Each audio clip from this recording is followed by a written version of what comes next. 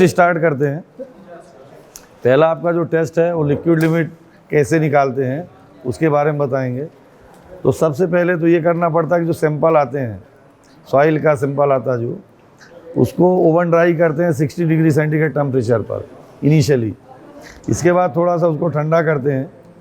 After cooling 425 micron की सीव से sample को थोड़ा सा कुटाई करके 425 माइक्रोन की सीव से पास कर लेते हैं सैंपल को, यानी बड़ा पार्टिकल्स नहीं होना चाहिए। सैंपल वही रहता है, पार्टिकल उसके छोटे होने चाहिए। तो 425 माइक्रोन की जो आईएस सीव होती है उससे पास किया हुआ सैंपल रहता है। और इसके बाद उसमें सैंपल का वेट ले लेते हैं, अप्रॉक्स 120 ग्राम वेट लिया। और पानी हमको पता नहीं है कि कितना लेना है, तो जिसका एक्सपीरियंस रहता है, से मान लीजिए मैं टेस्ट करता हूँ, मुझे तो पता है कि अप्रॉक्स में इतना ले लूँगा आ जाएगा, बट आप लोगों को नहीं पता है। सपोज आप 0 लेवल से हैं तो आप उसमें 10%, 15%, 20% इंक्रीमेंट करते जाइए वाटर, और उसका एक पेस्ट बनाइए। जैसे ये बाउल था, इस पर अभी देखा होगा, ये पेस्ट बना के इस तरह से पेस्ट पूरा बनाया और इस पर रख दिया है लिक्विड इवापोरेटर्स का ये जो सेटअप है। अब हम क्या करेंगे, इसको ब्लोज देंगे। तो हम इनिशियली 15 ब्लो से स्टार्टिंग करेंगे, और जो 12 mm का एक्सपेंसन आ जाएगा, गैप आएगी, तो समझ जाएंगे कि वो उस ब्लोज पर लिक्विड लिमिट आ गई है। तो इसको हम ब्लो देते जाएंगे, और 25 ब्लोज पर जो रिज़ल्ट रहेगा वो लिक्विड लिमिट रिपोर्ट होता है। अब ये भी हो सकता है कि 26 पे आए, 27 पे आए, जरूरी थोड़ी 25 पे ही आएगा। तो मान लीजिए कि आपका 25 पे नहीं आता है, तो जो ये सैंपल है उस सैंपल को आप ओवन में रख दीजिए। इसका मॉइस्चर जो भी आज आप पानी आपने डाला है ओवन ड्राई करेंगे, वो वाटर उसका रिड्यूस हो जाएगा और आपको पता चल जाएगा इसमें वाटर कंटेंट कितना था। फिर एक ग्राफ आप बनाइए, ग्राफ बनेगा 20, एक तरफ ब्लोज लिखिए और एक तरफ क्या लिखेंगे, एक तरफ ब्लोज लिखेंगे और एक तरफ क्या आएगा, वाटर कंटेंट आएगा। तो एक तरफ ब्लोज रहेगा, एक तरफ वाटर कंटेंट आएगा। ब्लोज आप लिख दीजिए 0, 5, 10, 15, 20, 25। आप 25 के सामने देखिए वाटर कंटेंट कितना आ रहा है। ओके, जो 25 के सामने वाटर कंटेंट आएगा वही आपका लिक्विड लिमिट रहेगा। ओके, देन इसके आगे एक और होता है प्लास्टिसिटी इंडेक्स जो निकालते हैं, उसके लिए पीएल निकालना पड़ता है, प्लास्टिक लिमिट। जैसे लिक्विड लिमिट है ना, ऐसे फिर प्लास्टिक लिमिट निकालते हैं। उसमें क्या करते हैं, जो सैंपल रहता है सब कुछ वही प्रोसीजर होती है। लिक्विड लिमिट निकालने के बाद जितनी लिक्विड लिमिट आती है अप्रॉक्स, उसमें 10% वाटर और ऐड करते हैं, 10% वाटर ऐड करते हैं और उसकी छोटी छोटी बत्तियां बनाते हैं अप्रॉक्स 3 mm डाया की। और 3 mm डाया की लंबी बत्तियां बननी चाहिए। अगर वो बत्तियां टूट रही हैं तो आप समझ जाए कि ये नॉन प्लास्टिक मटेरियल है। अगर उसकी बत्तियां लंबी हो रही हैं, बनती जा रही हैं, तो आप उस सैंपल को, सैंपल यानी प्लास्टिसिटी है और उस सैंपल को आप ओवन में रख दीजिए और उसका भी वाटर कंटेंट निकाल सकते हैं। Then liquid limit minus plastic limit, दोनों को माइनस कर देंगे तो प्लास्टिसिटी इंडेक्स निकल आता है, PI। यानी आपके 3 पैरामीटर कवर होते हैं, लिक्विड लिमिट, प्लास्टिक लिमिट और प्लास्टिसिटी इंडेक्स। तीनों एक ही टेस्ट से, मतलब एक ही प्रोसीजर में सेकेंड्स में निकलते हैं। कोई आपसे कहता है लिक्विड लिमिट कितनी है, प्लास्टिक कितनी है, PI कितना है, तो वो एक ही सेकेंड्स में तीनों निकल आएंगे। ओके, कोई डाउट हो आप बाद में पूछ सकते हैं। Test start.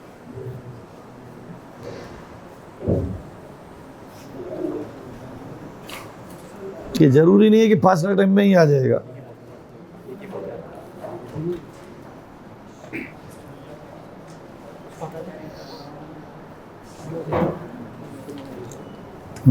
इसी का है।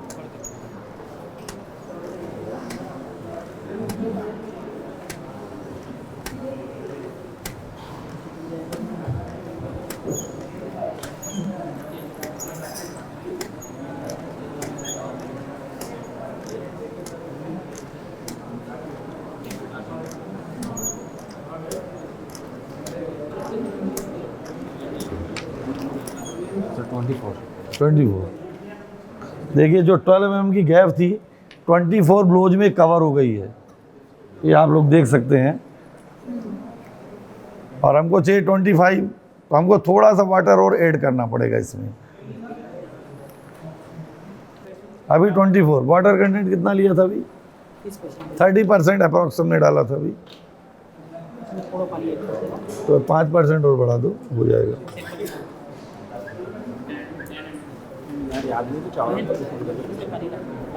5 ml डालना, ज़्यादा नहीं, थोड़ा सा पानी डालो।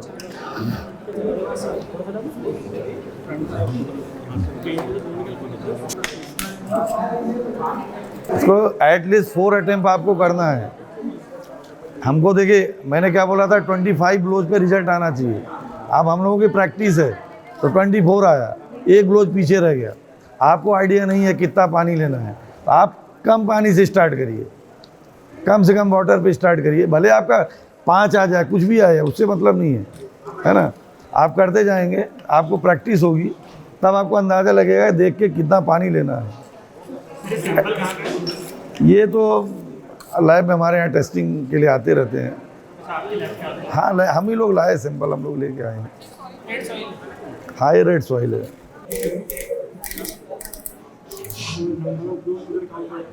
ये यहाँ पे काउंट हो जाता है, काउंटर लगा हुआ है, और नहीं काउंट हो रहा है ना, 1 2 3 हम काउंट कर भी तो सकते हैं, मैनुअली भी कर सकते हैं। अभी जो वाटर कंटेंट लिया कितना बढ़ाया अभी? 5% और बढ़ा दिया है, 35% कर दिया है।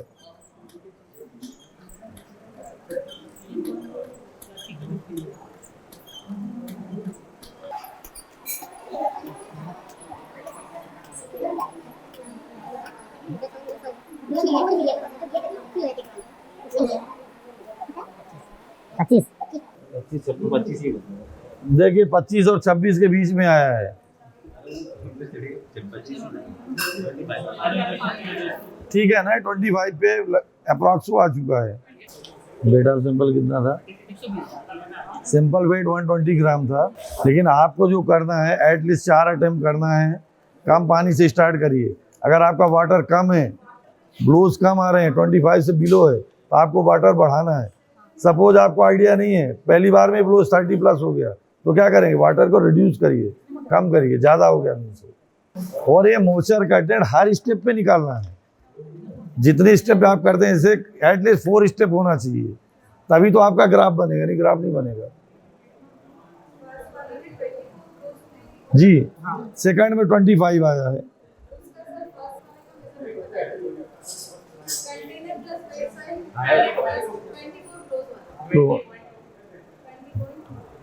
तो उसमें से वैल्यू पुट करके निकाल लेंगे।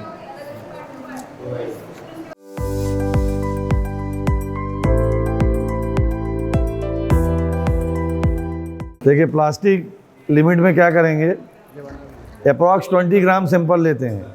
जैसा मैंने बताया कि 20 ग्राम सैंपल लिया, और जो लिक्विड लिमिट का वाटर आएगा उसमें अप्रॉक्स 10% और ऐड करते हैं वाटर, और 20 ग्राम सैंपल लेंगे, और उस 20 ग्राम सैंपल को पेस्ट बना के, और उसमें से 8 ग्राम का एक सैंपल अलग से लेंगे, उसकी बॉल बनाएंगे। ठीक है, 8 ग्राम सैंपल लेके एक बॉल बनाते हैं, और 8 ग्राम का एक बॉल होना चाहिए अप्रॉक्स। और इसके बाद इसकी हम छोटी छोटी बत्तियां बनाएंगे इस तरह से। अगर इसमें पीआई होगा, पीएल होगा, ये टूटेगा नहीं, और नहीं होगा तो टूट जाएगा। वो जो 3 mm के हम राड मांग रहे थे, वो बत्तियों को नापने के लिए क्या 3 mm की है कि नहीं होगा, कोई बात नहीं है, हमको अंदाज़ा है अप्रॉक्स 3 mm कितना होता है, वो बना देंगे। इस तरह से रोल करके बनाते जाते हैं, पर 3 mm तक ये होना चाहिए, अदरवाइज़ ये रिज़ल्ट नहीं माना जाएगा। बहुत मोटा है जैसे, तो ये नहीं माना जाएगा। 3 mm तक जाना चाहिए उसको, हल्के से फिंगर से रोल कर करके बनाते जाते हैं इसको। इसके बाद इसको ओवन में रख देंगे, इसका भी वाटर कंटेंट निकलेगा और पीएल निकल आएगा। इसमें ग्राफ बनाने की ज़रूरत नहीं है, जो डायरेक्ट वाटर कंटेंट आता है वो आपका रिजल्ट आ जाएगा।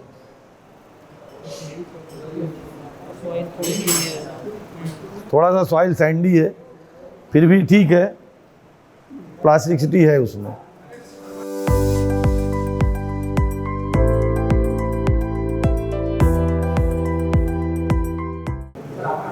और पीआई तो आप निकाल ही लेंगे, liquid limit minus plastic limit.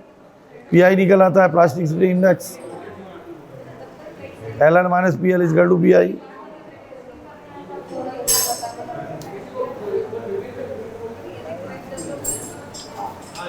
Sinkage भी बता दूं इनको, खत्म करें। ठीक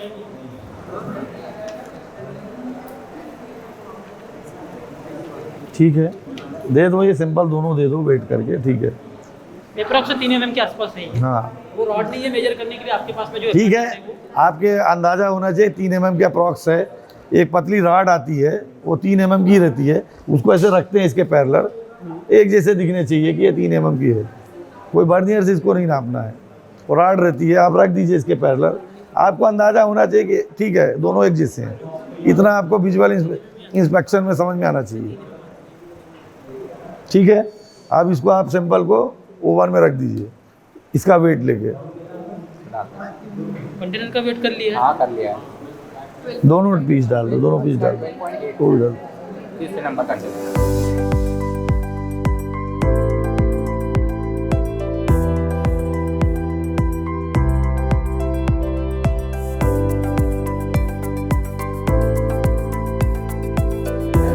ये भी बता दो, श्रिंकेज भी खत्म करो इसको। इसको हटो, 40 ग्राम सैंपल हाँ, श्रिंकेज लिमिट में क्या है?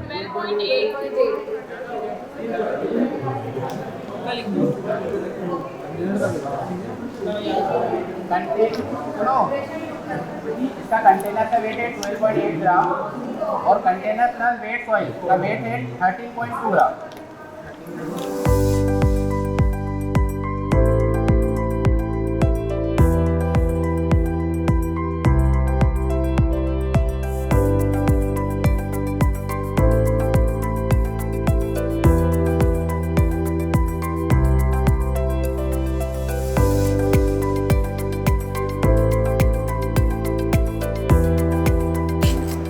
हो गया, ये पहला टेस्ट हो गया, क्लियर है सबको।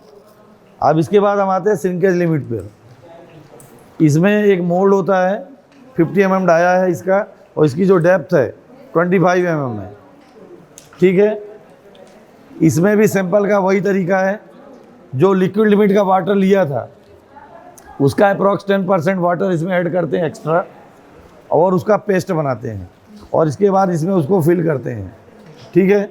फिल करने के बाद आपको इसका वेट पता होना चाहिए, इसका वॉल्यूम पता होना चाहिए, और इसके बाद जो सैंपल रखेंगे वेट सैंपल, उसका इसके साथ वेट पता होना चाहिए। ओवन में रखेंगे, ये ड्राई हो जाएगा, वो वाला वेट पता होना चाहिए। फार्मूला आपके पास होगा, उसमें वैल्यू पुट करेंगे, आपको रिजल्ट मिलेगा। इसमें अप्रॉक्स 30 ग्राम में आ जाता है, अप्रॉक्स। आप ऐसा नहीं 30 है, आप 40 ले सकते हैं, डिपेंड करता है उसकी डेंसिटी क्या है मटेरियल की, बट अप्रॉक्स 30 ग्राम में आ जाता है।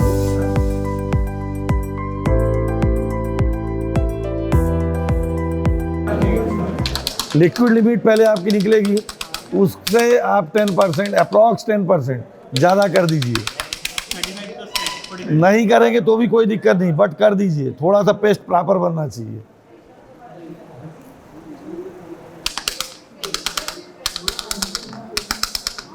ये फील होना चाहिए, इस पर वॉइड्स नहीं आने चाहिए, इसलिए थोड़ा सा लिक्विड लिमिट से आप पानी बढ़ा के चलें।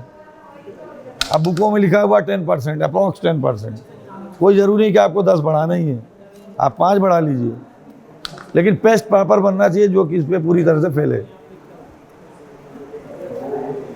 ये को कितना पानी है उससे फ़र्क नहीं पड़ता, वो जो होगा वो ओवन में सब क्लियर हो जाएगा।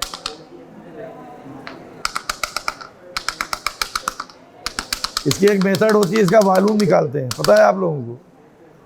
मरकरी से इसका वॉल्यूम निकलता है। इसका वॉल्यूम कैसे निकालेंगे? हाँ ठीक है, मैथमेटिकली तो निकाल सकते हैं, सिलेंड्रिकल शेप है, πr² से वॉल्यूम निकल जाएगा, कोई इशू नहीं। बट एक और तरीका रहता है, मरकरी की डेंसिटी से पता रहती है हमको मरकरी की डेंसिटी कितनी है, अलग अलग टेम्परेचर पे अलग अलग होती है। शायद 27 या 28 पे 13.52 समथिंग होती है, ठीक है। हाँ, अलग अलग टेम्परेचर पे एक चार्ट बनी हुई है, आप देखेंगे मिल जाएगी अब बहुत आसानी से। तो मरकरी की डेंसिटी टेम्परेचर के अकॉर्डिंग बदलती रहती है, ठीक है। तो इसका जो वॉल्यूम निकालते हैं वो अभी कैसे निकालेंगे, मैं आपको एक बताता हूँ कैसे निकालते हैं उसको।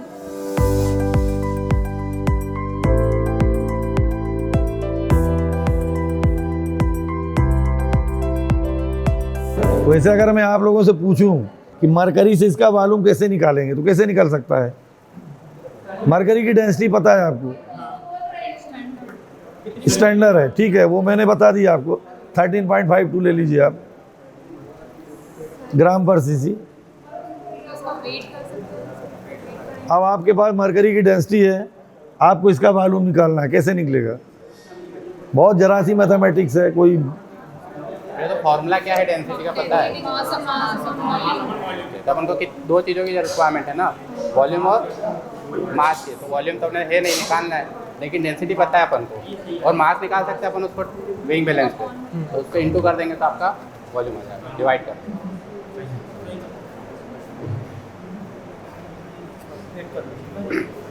तो वेट करो।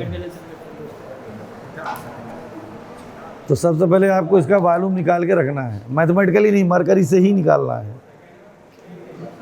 कंटेनर प्लस वेट सॉइल का वॉल्यूम वेट है 110.5 ग्राम। इनको मरकरी का वॉल्यूम निकाल के बता दूंगा। अभी एयर में रहेगा, नहीं ड्राई में नहीं रखना है। 1 घंटा भी एयर में रहने दो। हाँ नहीं, क्रैक्स हो जाएगा, क्रेज हो जाएगा। ये है तो उसके 110.5 ग्राम। छोटा है, बड़ा नहीं है। और एक चीज का डिसॉल्व भी कर देंगे, फिर ड्राई होगा तब उसके बाद में उसको आएगा। वो तो बाद में होगा, अभी तो मरकरी का वॉल्यूम निकालना है इसका। इसको डायरेक्ट ट्रेन पे इसमें ओवन में नहीं रखना है, तो 1-8 घंटा एयर में रखना है। था तो 27+-2 डिग्री यहाँ पे मेंटेन रहे, ताकि इसमें क्रैक्स ना आए, स्ट्रिंग ज़्यादा ना हो जाए। और ये प्रॉपर टेस्ट होना चाहिए। कल मुझे मोल्ड सूखा हुआ मिलना चाहिए, ये आप लोगों की रिस्पांसिबिलिटी है। इसका अगर ये कल मुझे नहीं मिलेगा तो मैं आपको इसका रिजल्ट नहीं बता पाऊँगा, क्योंकि ओवन ड्राइड सिंपल मुझे वो पीस जो मिलेगा श्रिंक हुआ, इसका नाम क्या है, श्रिंकेज लिमिट। मीन्स अभी आपको दिख रहा है ना भरा हुआ, ये जगह छोड़ देगा। जितना मोल्ड का डाया है ना, मोल्ड के डाया से कम हो जाएगा। तो मुझे दोनों वॉल्यूम चाहिए, एक तो इसका वॉल्यूम लगेगा और एक जो ड्राई सॉइल रहेगी उसका भी वॉल्यूम रहेगा। तो आप ड्राई सॉइल करके मुझे देंगे तो मैं कल आपको उसका वॉल्यूम कैसे निकालते हैं वो भी बता दूंगा। लेकिन आज मैं आपको इसका वॉल्यूम कैसे निकालते हैं, दूसरा है कोई पीस, वो बता दे। एक ही पीस है क्या? इसी पे कल दिखा देंगे। नहीं चलो इसी से कल निकाल देंगे। वॉल्यूम मैं आपको कल ही निकाल के फिर बताऊंगा। पीस इनके पास एक ही है, इसलिए पीस कल बता देंगे दोनों का। ठीक है, मरकरी से निकालना मैडम, एक्चुअली मरकरी से। हाँ कल एक्चुअली क्या मोल्ड दूसरा होता ना, मैं अभी निकाल देता, बट दूसरा नहीं। कल एक साथ निकाल देंगे, ड्राई सॉइल का भी और इसका भी, दोनों का वॉल्यूम निकाल देंगे। और आप सबके पास मैनुअल है, आप पढ़ सकते हैं, कहीं कोई डाउट है पूछ सकते हैं। इसको तो हटा दो स्मॉल। इसके बाद हम लोग आएंगे, ट्रैक्जल टेस्ट है, डायरेक्ट शियर टेस्ट है, परबिलिटी टेस्ट है, थोड़े बड़े टेस्ट हैं वो, है ना। ये छोटे टेस्ट है, पहले इनको दिखा दिया। चलिए, आप लोग सभी 3rd ईयर के हैं, सॉइल के बारे में कुछ जानते हैं थोड़ा बहुत? चलिए मैं जो भी है पॉसिबल आपको एक्सप्लेन कर देता हूँ थोड़ा सा। पहला जो टेस्ट है, सॉइल तो सभी समझते हैं, अब सिविल में है तो इतना तो जानते ही हैं सॉइल क्या है। सबसे पहला जो टेस्ट है अपना, लिक्विड लिमिट कैसे निकालते हैं। और लिक्विड लिमिट कैसे निकालते हैं वो तो ठीक है क्या होता क्या है, कोई भी सॉइल है जो कंसिस्टेंसी, लिक्विड लिमिट का मतलब होता है कि ऐसा वाटर कंटेंट जिस पे जो सॉइल है वो एक कंसिस्टेंसी आ जाए, उसमें कंसिस्टेंसी मतलब एक रूपता आ जाए, एक जैसा फ्लो आ जाए। यानी जैसे मान लीजिए कि आप यहाँ पर थोड़ा सा मटेरियल पेस्ट बना के रख दें तो उसमें फ्लो आए, उसमें फ्लो आना चाहिए, वो कहलाती है कंसिस्टेंसी, यानी उसी को बोलते हैं लिक्विड लिमिट। यानी किसी जो सॉइल है उसमें जो हम वाटर ऐड करते हैं, उस वाटर से जो उसमें फ़्लो आता है, एक प्रॉपर फ्लो यूनिफॉर्म, वो कंसिस्टेंसी ही उसकी लिक्विड लिमिट कहलाती है। ठीक है, कैसे निकालते हैं उसका तरीका रहता है। सबसे पहले हम सॉइल को 60 डिग्री सेंटीग्रेड पर, जैसे कहीं से भी सॉइल आई, ऐसा तो हमको मिलेगी नहीं, कहीं से भी आई, कैसी भी से आई, हम उसको क्या करेंगे, ओवन ड्राई करेंगे। 60 डिग्री सेंटीग्रेड टेम्परेचर पे आपको ओवन ड्राई करना है। कितने में? 60 में। 60 डिग्री पे ही क्यों करते हैं? 60 डिग्री पे इसलिए करते हैं ओवन ड्राई कि उसकी जो केमिकल प्रॉपर्टी होती है 60 डिग्री के बाद वो चेंज हो जाती है। सॉइल में कार्बन, सल्फर, फास्फोरस सब होता है, सारे मिनरल्स होते हैं सॉइल में, सब कुछ होता है। तो वो जो प्रॉपर्टी होती है 60 डिग्री के बाद नष्ट हो जाती है। यानी सॉइल 60 डिग्री के बाद अपना बिहेवियर चेंज करने लगती है। इसीलिए उसको जो इनिशियली इस टेस्ट के लिए परफॉर्म करना है तो आपको 60 डिग्री सेंटीग्रेड से ऊपर के टेम्परेचर पे नहीं जाना है, पहली चीज़। दूसरा, सैंपल को आप ड्राई कर लीजिए, approx 100 degree approx 120 gram sample ले लीजिए आप। और सैंपल कैसा होना चाहिए? 425 माइक्रोन की सीव से पास करा हुआ सैंपल चाहिए। 425 माइक्रोन की सीव से पासिंग सैंपल चाहिए, ठीक है। तो कैसे पास करेंगे आप? आपके पास जैसे मूसली वगैरह कुछ होती है, आप उसको कूट लें, 425 की सीव लें, उसे छान लें, जो उसके नीचे जाए वो सैंपल आप ले लीजिए, ठीक है। अब इसके बाद मुझे नहीं पता कि इसकी लिक्विड लिमिट क्या है। सॉइल कई टाइप की होती है, उसका बिहेवियर बहुत अलग अलग चेंज होता है। कोई सैंडी होती है, कोई कोएसिव सॉइल होती है, कोई बहुत हार्ड भी होती है, कोई लूज होती है ना। तो हमको नहीं पता है, मान लीजिए हमारा नोन है, हमको पता ही नहीं बिल्कुल कुछ। जैसे आपको कुछ नहीं पता, मुझे तो पता है कि इसका लिक्विड लिमिट कितना है, अप्रॉक्स मैं बता दूंगा, लेकिन आपको नहीं पता है। तो उसका तरीका होता है निकालने के लिए, आप 120 ग्राम सैंपल ले लीजिए, आपको नहीं पता कितना लिक्विड लिमिट है, आप 120 ग्राम में 10% पानी डाल दीजिए बिना सोचे, कोई आइडिया नहीं है, 10% डाल दीजिए तोल के, और सैंपल का पेस्ट बनाइए। वो आगे प्रोसेस होगी, सैंपल का पेस्ट बनाइए और उसको यहाँ से यहाँ पे रखिए सैंपल को, और एक 12 mm का गैप के लिए ये रहता है, ऐसा उसको स्क्रैच करेंगे, एक 12 mm की गैप जनरेट होगी। आप यहाँ से ब्लो देते जाइए, वो 12 mm की गैप किस ब्लोज पर जुड़ती है वहाँ रोक दीजिए आप, ठीक है। अब लिक्विड लिमिट क्या कहलाएगी? 25 ब्लोज पे जो रिज़ल्ट आता है, वाटर कंटेंट आता है, वो लिक्विड लिमिट होगा। आप ज़रूरी नहीं कि 25 पे ही आ जाए, तो आपको क्या करना है, मान लीजिए 10 ब्लोज पे क्या है नोट कर लीजिए, 20 पे क्या है, 25 पे, 30 पे, 35 पे, जो भी है, एटलीस्ट 4 स्टेप आपको करना है। फिर वाटर कंटेंट और ब्लोज के बीच में ग्राफ बना दीजिए। 25 ब्लोज के सामने देखिए आपका वाटर कंटेंट कितना है, बहुत सिंपल ग्राफ बनता है, ठीक है। अभी नहीं, आप देख लेना, ग्राफ बना हुआ है, एक तरफ ब्लोज रहता है, एक तरफ वाटर कंटेंट होता है। 25 ब्लोज के सामने आप देखिए जो भी वाटर कंटेंट होगा वही आपकी लिक्विड लिमिट है। क्लियर? अभी आपको प्रैक्टिकल करेंगे, आप ये देख लीजिए लिक्विड लिमिट कैसे निकालते हैं, ठीक है। प्रैक्टिकल करके बता दो। ये 120 ग्राम सैंपल है, इसमें कितना परसेंट पानी है?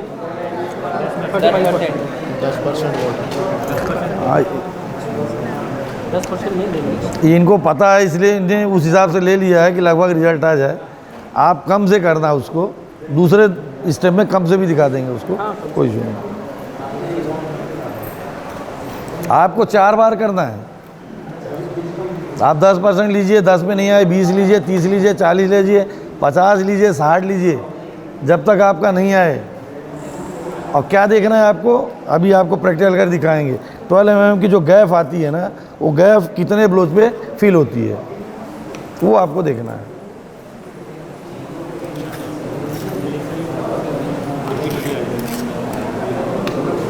अब ब्लोज भी बहुत ज़्यादा नहीं जाता, 10 से स्टार्ट हो के आप मान लीजिए कि 35-40 बहुत है, मैक्स है, इससे ज़्यादा आपको जाने की ज़रूरत नहीं है।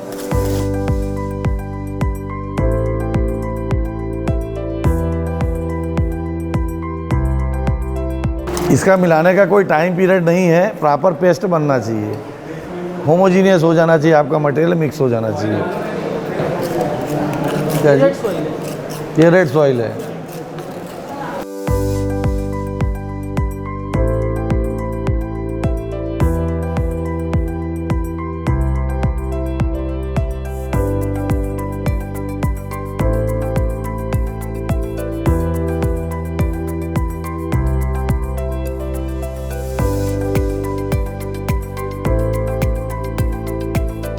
फिलअप इसका ये रहता है कि आधा सेमी जो सर्कल है नहीं पूरा, एटलीस्ट सेमी सर्कल होना चाहिए। और मटेरियल आप चाहे जितना डाल दें, जब ये इसको यहाँ से रिमूव करेंगे ना, वो घुस के तो कर नहीं सकते उसमें, है ना। तो जितना निकलना है रिमूव होना हो जाएगा ऑटोमेटिक। इंस्ट्रूमेंट की साइज़ ही ऐसी बनी हुई है कि जिसे ये वहाँ से निकालेंगे नहीं, ये सिर्फ खड़ा ऐसा आड़ा चला, देखिए कैसे चला रहे हैं, वो उसके नीचे के मटेरियल लेगा ही नहीं। इनको 1 मिनट देना। इसका ये है कि इसका लेवल ये है, आपको यूँ रिमूव करना है। आप जो मटेरियल हटता है हटा दीजिए। आप थोड़ा सा यहाँ पे इसलिए दे देते हैं ताकि प्रॉपर शेप में आए, और ये जो हम इसको यहाँ से रिमूव करें तो बीचों बीच एक डिस्टेंस अपने को यहाँ से बिल्कुल प्रॉपर दिखे, उसके लिए ऐसा करते हैं।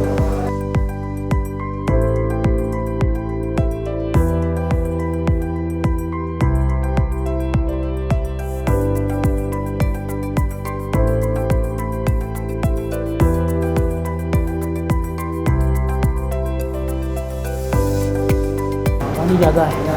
कितने में आ गई ये आ गया अपना 9 में, है? 9 में आ गया। देखिए 9 ब्लोज में कितना आ गया ये? 9 ब्लोज में ही ये ऐड हो जुड़ गया, और हमको चाहिए कितना था? 25। सिंपल। यानी पानी बहुत ज़्यादा हो गया। अब ज़्यादा पानी हो गया तो हमको क्या करना पड़ेगा? कम करना पड़ेगा, क्योंकि हमको तो अभी 25 ब्लोज पहुँचना है। अब ये दूसरा सैंपल लेंगे, अब उसको कम करेंगे पानी को, ठीक है? इसका वेट वगैरह लेने के लिए नहीं है। इसका वेट ले लीजिए, आपको 9 ब्लोज में क्या आया है वो आप ले लीजिए। और एक चीज़ और बता दूं, जब आप ये प्रैक्टिकल करेंगे 2 चीज़ें आएंगी, या तो आप बढ़ते क्रम में जाएंगे या तो आप घटते क्रम में। अब आपको ये पता चल गया कि ये पानी ज़्यादा है, अब आपको रिवर्स आना है, ठीक है ना? अब आपको जो है ना ब्लोज जो है ना अब 9 है, अब हमको ब्लोज को बढ़ाना है, तो आपको जो पानी है वो रिवर्स यानी कम करना पड़ेगा, ठीक है? और अगर मान लीजिए कि ये पानी पहले से कम रहता, मान लीजिए 30 ब्लोज हो गया, तब भी नहीं ऐड हुआ ये, तो फिर आपको पानी बढ़ाते जाना है। तो यानी एक चीज़ तो आपको पता चल गई कि पानी कम करना है कि पानी ज़्यादा करना है, ये क्लियर हो जाता है पहले ब्लोज से। सिंपल है? हाँ है ना सिंपल। ठीक है, एक हम आपको और करके बता देते हैं, 2 आप लोग कर सकते हैं प्रैक्टिस के लिए, क्योंकि एटलीस्ट 4 रहेगा तभी आपका ग्राफ बनेगा। 4 आपको करना रहता है। कितना सिंपल लिया? आपको भले रिजल्ट आ गया, आप अनाड़ी बन के करिए, हमको कुछ नहीं मालूम है, ठीक है ना? आप अलग अलग परसेंट में करिए उसको। हाँ उनको बताना पड़ेगा, इनको बता दो कि इनको सैंपल का वेट देते हैं। देखो कंटेनर नंबर है अपने पास 1। देखो कंटेनर नंबर 1। अब weight of empty container, weight of इससे एम्प्टी 35 के बीच में दे कंटेनर देता हूँ, आ जाएगा। ठीक है, आए नहीं है उससे मतलब नहीं है। 12.5 ग्राम। वो तो पहले कितना लिया था? पहले अपन ने जब करा था ना, हाँ 30 से 35 के बीच किया था। आ गया था ना, हाँ तो उतना ही ले लेना। अब अभी कितना लिया था? अब जो अपन ने पेस्ट बनाया उसको अपन इस कंटेनर के अंदर डालेंगे, ठीक है? तो 30%, 32% ले ले, 33%। क्वांटिटी लेके अपन को रखना है इसके अंदर। उसके बाद इसमें अपन जब सॉइल डालेंगे तो क्या हो जाएगा? Weight of container plus weight soil. देखो weight of container plus weight soil, उसका वेट है 20.2 ग्राम। पहले कितना? अब एक चीज़ और, इसमें अपन को नंबर ऑफ ब्लोज भी लेना है। सपोज अपना 24 आया, इससे पहले परफॉर्म किया था उसमें 24 आया, तो आप इसमें लिख लीजिए नंबर ऑफ ब्लोज 24। नहीं वो वाला मत बताओ ना। इसी पता लगा। नहीं, अच्छा इनके पास है ही नहीं। लिखने के लिए मतलब बता दो। नहीं तो दूसरा है ही नहीं है क्या ये? नहीं ये नहीं है। सर सेकेंड रीडिंग वही से ले लेंगे और ये उनको दे देंगे। हाँ। ऐसा कर लेंगे, 9 वाली तुम उनको दे देना, उनकी 24 आई थी तुम लोग ले लेना। अलग से मोल्ड बाकी नहीं। हाँ। कंटेनर और उसका वेट सेम रहेगा। ठीक है। बिल्कुल 4 बोर्ड चाहिए, 2 उनको दिखा दिया था, 2 आपके पास है जी। हाँ चार अब रीडिंग इसको आपस अपन में। जी। इसको अपन ओवन में रख देंगे ड्राई के लिए 24 आवर्स के लिए 105 ± 5 डिग्री सेल्सियस, ठीक है?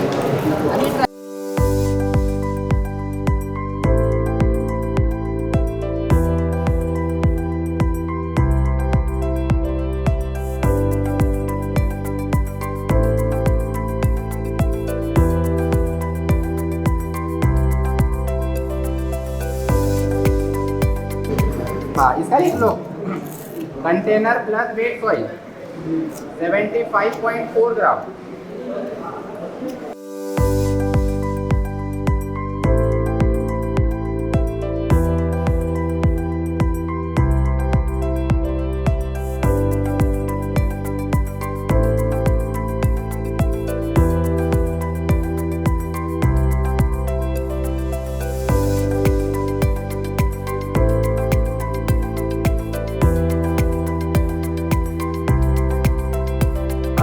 Container number 5। ये ठीक है। वो प्लेट निकालने की आराम आराम। वेट ऑफ कंटेनर 8.5 ग्राम।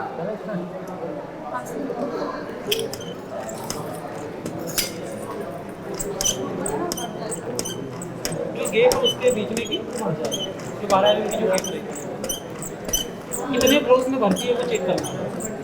ये 18 ना आ गया। 18 में। हाँ तो सही आ गया, 9 ब्लोज हो गए, 18 पे आ गई, 25 पे आई थी, 24 पे, तो हो गया काम।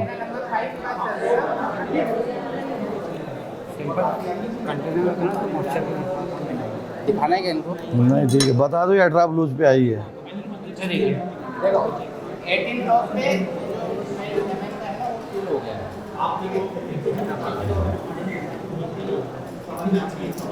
ये सब दोनों पॉइंट पे आप अब वो रोज मारे तो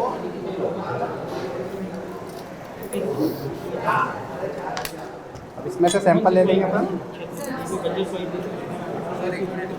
हाँ वो रहेगा ठीक है।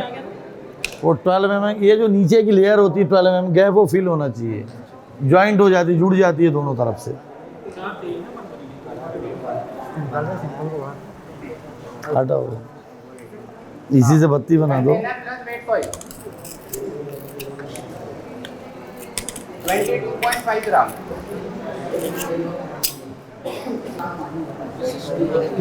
नहीं नहीं, जब सैंपल बोन ड्राई करेंगे तो उसको 105 डिग्री में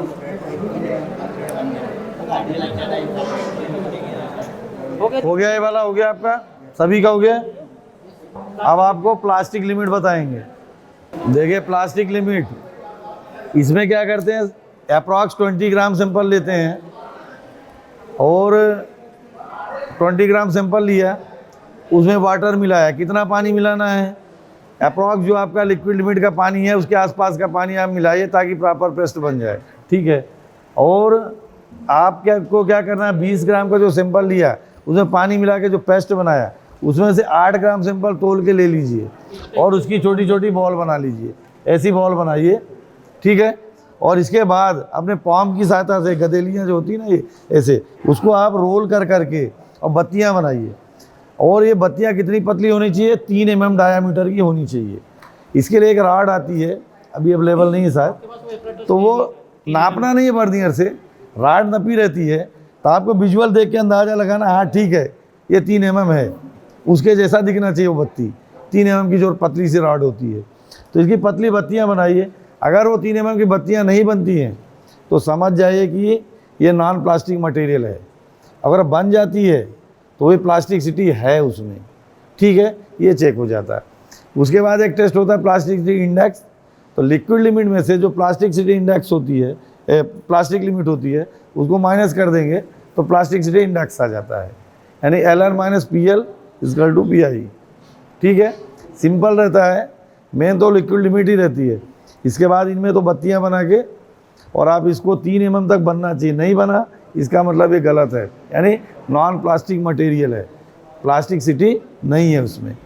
आप 5 mm की बत्ती बना के रखोगे तो सही नहीं है, 3 mm चाहिए कम। स्टैंडर्ड है, सब जो भी रिसर्च किया जिन्होंने एक स्टैंडर्ड दे दिया कि आप 3 mm तक की बत्तियां बनाएं, ठीक है। तो ये प्लास्टिक लिमिट निकल आएगी इससे। और इसमें वही मॉइस्चर कंटेंट निकालना है, इसमें ग्राफ बनाने की ज़रूरत नहीं है। जिसमें जिस वाटर पे आपकी 3 mm की बत्तियां बनी हैं वही आपका प्लास्टिसिटी लिमिट है, प्लास्टिक लिमिट है, ओके।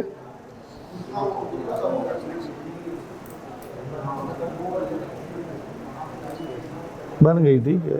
अप्रॉक्स 3 mm है ये। अप्रॉक्स है 3 mm, किसी को डाउट नहीं होना चाहिए मेरे ख्याल से, 3 mm है ये, ठीक है। बोन ड्राई करने के लिए रखेंगे बेटा कंटेनर प्लस वेट सैंपल। और ऐसे आप कम से कम 2 टेस्ट करें, ये एक कर दिया है, एक आप लोग अपने से कर सकते हैं। इसका वाटर कंटेंट निकाल लीजिए कितना आएगा, ओके। इसको भी कैसे रखें, किसी कंटेनर में रखिए जिसका वेट पता हो, क्योंकि बाद में या तो फिर आप बाद में उसको निकाल कर वेट करिए, वेट पहले पता होना चाहिए उस कंटेनर का। और ये जो बत्तियां हैं, टुकड़े जो भी हैं, ये आप इस पर रखिए और ओवन में जाने दीजिए। 100 डिग्री सेंटीग्रेड पे इसका वाटर वेपर हो जाएगा, सब पानी निकल जाएगा। कंटेनर नंबर 6, तो कंटेनर 40.1 ग्राम। इसको एक्सप्लेन कर देता, सिंकेज लिमिट निकाल दो इसको। नहीं, ठीक है, इसी से बता देंगे ना, करे हुआ क्या करना उसको। अब पेस्ट तो बहुत बन गया, ठीक है ना। ये हो गया सबका। अब एक टेस्ट होता है श्रिंकेज लिमिट। श्रिंकेज लिमिट का मतलब क्या होता है, जैसा कि नाम है उसका, है ना, वो कितना श्रिंक हो रहा है, कितना श्रिंक हो रहा है। इसकी प्रोसीजर क्या रहती है, इसके लिए अगर मान लो कोई अलग से बोलता है आपको श्रिंकेज लिमिट निकालना है, तो आपको शुरुआत मालूम कहाँ से करनी पड़ेगी, लिक्विड लिमिट से। आपको उसकी लिक्विड लिमिट पहले पता होना चाहिए। उस लिक्विड लिमिट में 10% वाटर को और ऐड करिए, यानी उसको और सॉफ्ट कर दीजिए आप। और उस वाटर को ऐड करने के बाद एक पेस्ट बनाइए, और ये एक ब्रास का कंटेनर है, इसका जो डाया है 50 mm है और इसका जो डेप्थ है वो 25 mm है, और उस सैंपल को इसमें फिल कर दीजिए। जो 10% पानी वाला सैंपल था उसको इसमें फिल कर दीजिए। फिल करने के बाद इसको प्लेन करिए और इसको ओवन ड्राइड के लिए रख दीजिए। सुबह देखेंगे 24 आवर के बाद जो शेप इसकी दिख रही है ना, ये ऐसा नहीं दिखेगा, ये जगह छोड़ देगा वहाँ से, ये चारों साइड से छोड़ देगा। सूखने के बाद ये छोटा हो जाएगा, इससे श्रिंक हो जाएगा। ये कितना श्रिंक हुआ फार्मूला दिया हुआ है, उसमें से आप निकाल सकते हैं, बट आज नहीं निकलेगा, वो कल निकलेगा ओवन ड्राइड के बाद। ठीक है। अब इसके पहले आपको एक और चीज़ चाहिए, चूँकि ये सैंपल एक ही है मेरे पास कंटेनर, इसका वॉल्यूम भी आपको चाहिए। इसका वॉल्यूम आप कैसे निकाल सकते हैं? ये सिलेंड्रिकल शेप है, सिंपल मैथमेटिकली πr² से निकल जाएगा, बट आपको उससे नहीं निकालना है। उसमें ये मान के चला जाता है कि जो आपने नापा है हो सकता है सही ना हो, तो मरकरी से निकालते हैं। मरकरी की डेंसिटी आपको पता रहती है, अलग अलग टेम्परेचर पे वेरिएट करती है। मरकरी की डेंसिटी कितनी होती है, किसी को मालूम है? 13.6 हाँ, 13.52 से स्टार्ट है मेरे ख्याल से, 27 डिग्री या 28 डिग्री पे ऐसा कुछ है। थोड़ा थोड़ा बढ़ता जाएगा, हल्का हल्का मरकरी डेंसिटी चेंज होती जाती है। टेबल बनी हुई है, ठीक है। कोई चीज़ याद होना ज़रूरी नहीं है, कॉन्सेप्ट क्लियर होना चाहिए। ये तो किसी को याद नहीं रहता, मुझे भी याद नहीं है किस टेम्परेचर पे कितनी है। वो टेबल बनी रहती है, आप उस पे से देख सकते हैं। नॉर्मली 27, 28, 26, 30 डिग्री पे अपने को टेस्ट करना रहता है। ये ज़्यादा टेम्परेचर पे नहीं करते, नहीं तो पता चला पहले से श्रिंक हो जाए वो। ठीक है ना। तो इसका वॉल्यूम मरकरी से भी निकाल सकते हैं। कैसे निकलेगा, कोई बता सकता है? कि मुझे जैसे सपोज यही है, मुझे इसका वॉल्यूम निकालना है, तो मैं इसका वॉल्यूम कैसे निकालूं मरकरी से? मरकरी की आपको डेंसिटी पता है, और इसमें मैं मरकरी फिल कर दूंगा तो मरकरी का वेट भी मुझे पता चल जाएगा। और आपको वेट पता है, वॉल्यूम पता है, तो डेंसिटी वेट पता है और डेंसिटी पता है, तो आपको वॉल्यूम निकल आएगा। ठीक है ना, सिंपल फार्मूला सब जानते होंगे। ठीक है ना। और कल मैं ये सॉइल ड्राई हो जाएगी तो एक बार निकाल के भी बता दूंगा। और ड्राई सॉइल का भी वॉल्यूम चाहिए आपको, जैसे मान लीजिए श्रिंक हो गई अब, तो इसका वॉल्यूम कैसे निकालेंगे? यस, 1 आध घंटे के बाद, अभी नहीं तो अभी ये क्रैक्स आ जाएंगे इसमें। पहले नॉर्मल टेम्परेचर पर रखिए, थोड़ा सूखने के बाद इसको ओवन ड्राइड करना। ओके, 100 डिग्री में जा सकते हैं। वाटर पेपर करना है तो 100 डिग्री तो आपको चाहिए। ठीक है, 105, 110, 100, हाँ 24 आवर्स। ये श्योर हो जाए। 24 आवर क्यों बोलते हैं? क्योंकि पता है कि 24 आवर में हो जाएगा, किसी ने प्रैक्टिकल करके हमको बता दिया है। अगर मान लो नहीं होता ड्राई 24 में, तो आप कैसे पता करेंगे ड्राई हुआ कि नहीं हुआ है? इसमें कोई मॉइस्चर नहीं बचा है, उसका क्या तरीका है?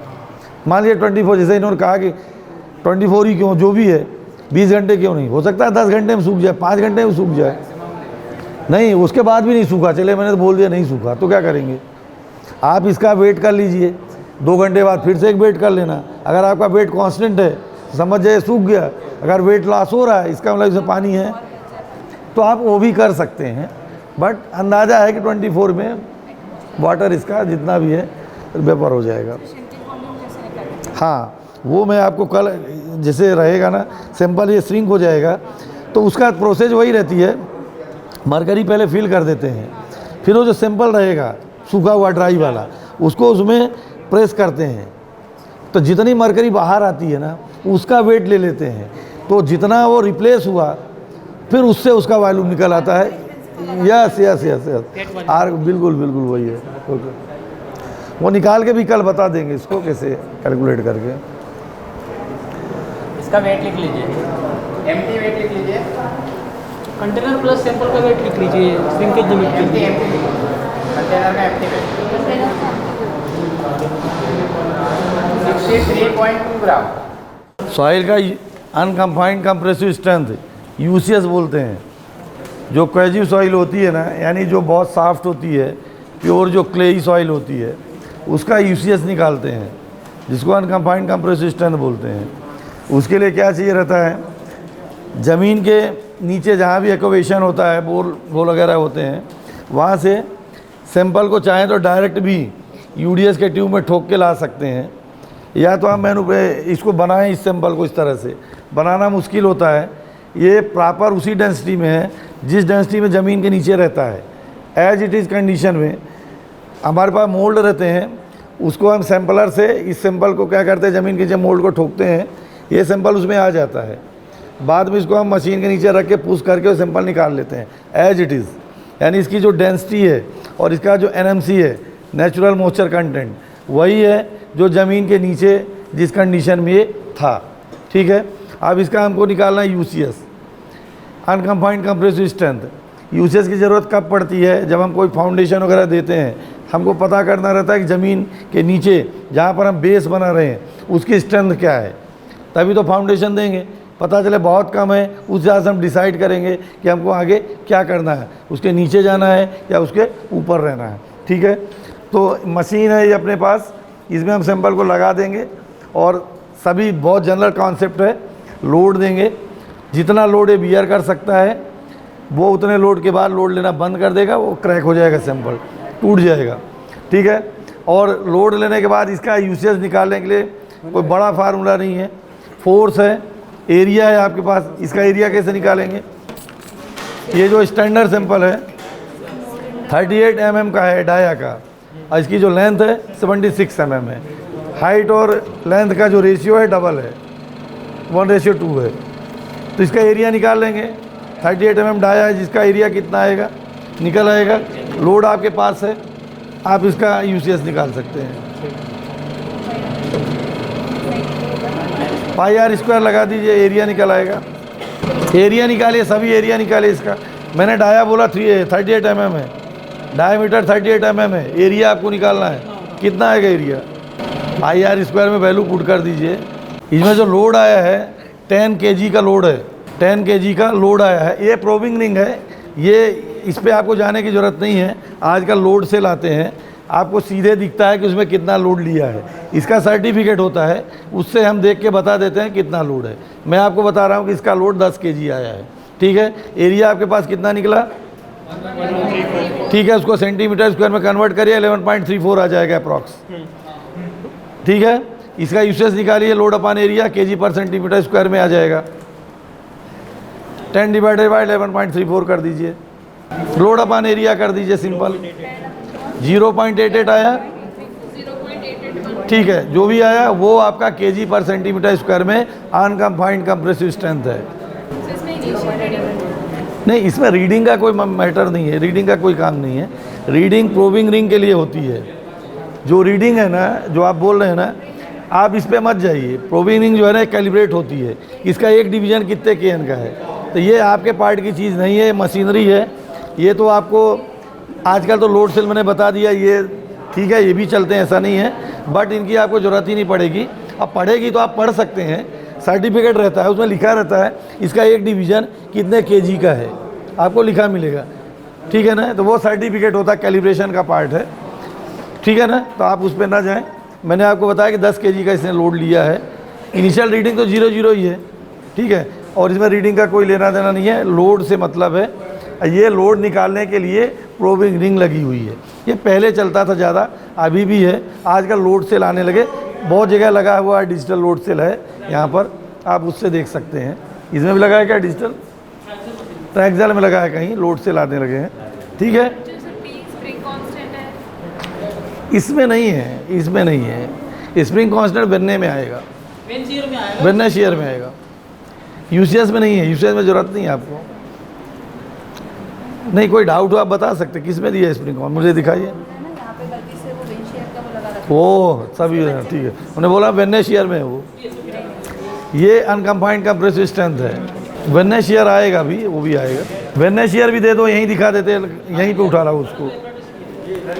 वेन्ने शेयर भी यहीं दिखा देते आपको, 2 मिनट। ये वेन्ने शेयर है,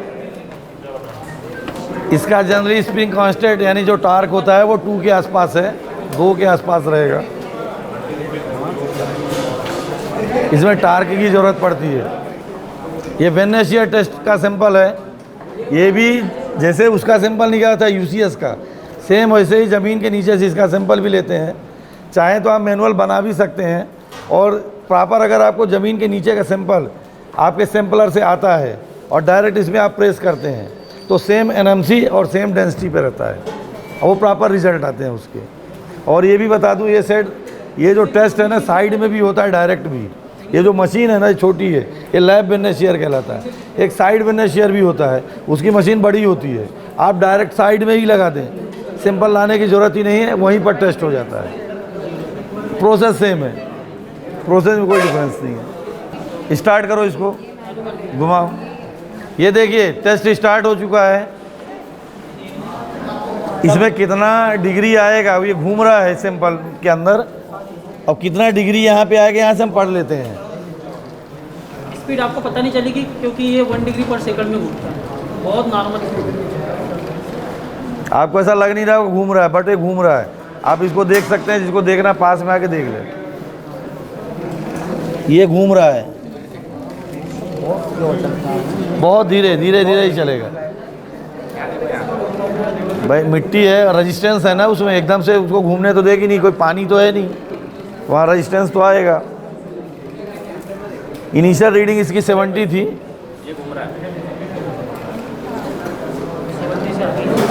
हाँ, इनिशियल रीडिंग 70 लिख लेना इसको। इनिशियल रीडिंग 70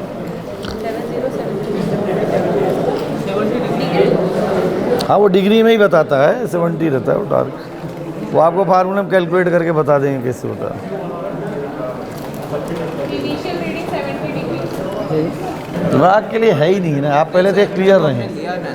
हाँ हाँ, अगर उसमें मिट्टी में अगर मेरी बात सुनिए, अगर आपके यहाँ रॉक आ रही है या ग्रेवल्स आ रहे हैं ना, टेस्ट परफॉर्म ही नहीं होगा, आपको करना ही नहीं है, वहाँ है ही नहीं उस चीज़ के लिए, कुछ नहीं करेंगे। प्योर क्लेई सॉइल के लिए होता है, ये करा ही नहीं जाता वहाँ, दूसरे टेस्ट होते हैं उसके लिए।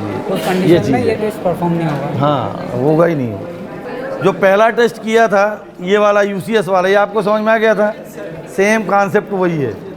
इसमें भी हमने क्या निकाला था, अनकम्फाइंड कंप्रेसिव स्ट्रेंथ। ये भी क्या देता है, स्ट्रेंथ ही देता है, कंप्रेसिव स्ट्रेंथ ये भी देता है, दोनों सेम चीज़ देते हैं, प्रोसेस अलग है। ठीक है, इसमें भी हमने क्या किया, ज़मीन के नीचे से एक सैंपलर लिया ट्यूब टाइप का, उसको ज़मीन के नीचे रखा, ठोक दिया उसको, सैंपल भरेगा उसमें, कभी जाना खेत में प्रैक्टिकल करना। ठीक है, एक रॉड लेना होलो सिलेंडर, ठीक है ना, और उसको ज़मीन में रख के हथौड़े से ठोकना, उसके अंदर सैंपल आ जाएगा, और इस सैंपल को किसी मशीन के नीचे रख के प्रेस करके और निकाल लेना आप, तो ऐसे सैंपल निकलेगा। ठीक है ना, इसी डाया की ट्यूब लेना। ठीक है, अब इस सैंपल को कट करना, जितना इस सिलेंडर में आए उतनी लेंथ का कट कर देना, इसमें फिल कर देना। ठीक है, बाकी मशीन आपके सामने है, इसके अंदर देखा होगा नीचे कैसे वो बने हुए हैं, निशान बने हुए हैं, देखा इसको, अभी निकलेगा तो देख लेना। ठीक है, वो घूमता है, दही दही मथनी देखा ना, ऐसे उसके नीचे बना हुआ है, तो वो क्या करेगा, जिसे अब इसको चालू कर दिया, वो घूमता है, घूमेगा तो उसमें एक स्प्रिंग लगी रहती है, टार्क जनरेट होगा उसमें। टार्क समझते हो, फिजिक्स पढ़ा होगा, सब जानते होंगे। ठीक है ना, टार्क जनरेट होता है। अब वो कितना टार्क जनरेट हुआ ये मैं बता दूं, इसकी जो क्षमता है 2 टार्क से ज़्यादा की नहीं है। ठीक है, जो स्प्रिंग कांस्टेंट पूछ रहे थे, इसका 2 है, 2 टार्क से आप इसको कैलकुलेट कर दीजिए। इनिशियल ये डिग्री में बताता है, ये जब घूमेगा ना 360 डिग्री पे है ये। ठीक है, इनिशियल हमने सेट किया था 70 डिग्री पे था ये। ठीक है, अभी आपको बताते हैं कितने डिग्री पे हुआ, और दोनों का डिफरेंस निकालेंगे, कैलकुलेट करके बता देंगे आपको कि कितना हुआ। कैलकुलेशन इसमें है, 1-2 लोग इससे देख सकते हैं, इसको पूरा एक कैलकुलेट कर दो। 0.167 kg पर सेंटीमीटर स्क्वायर में आया। अभी कितना डिग्री, कितने इससे किया है क्या? 70 डिग्री था इनिशियल, और लास्ट में 165। ठीक है, मान लीजिए 70 डिग्री था, 165 हो गया, वो मैडम के पास है, इससे आप देख सकते हैं कि कैसे कैलकुलेट किया है।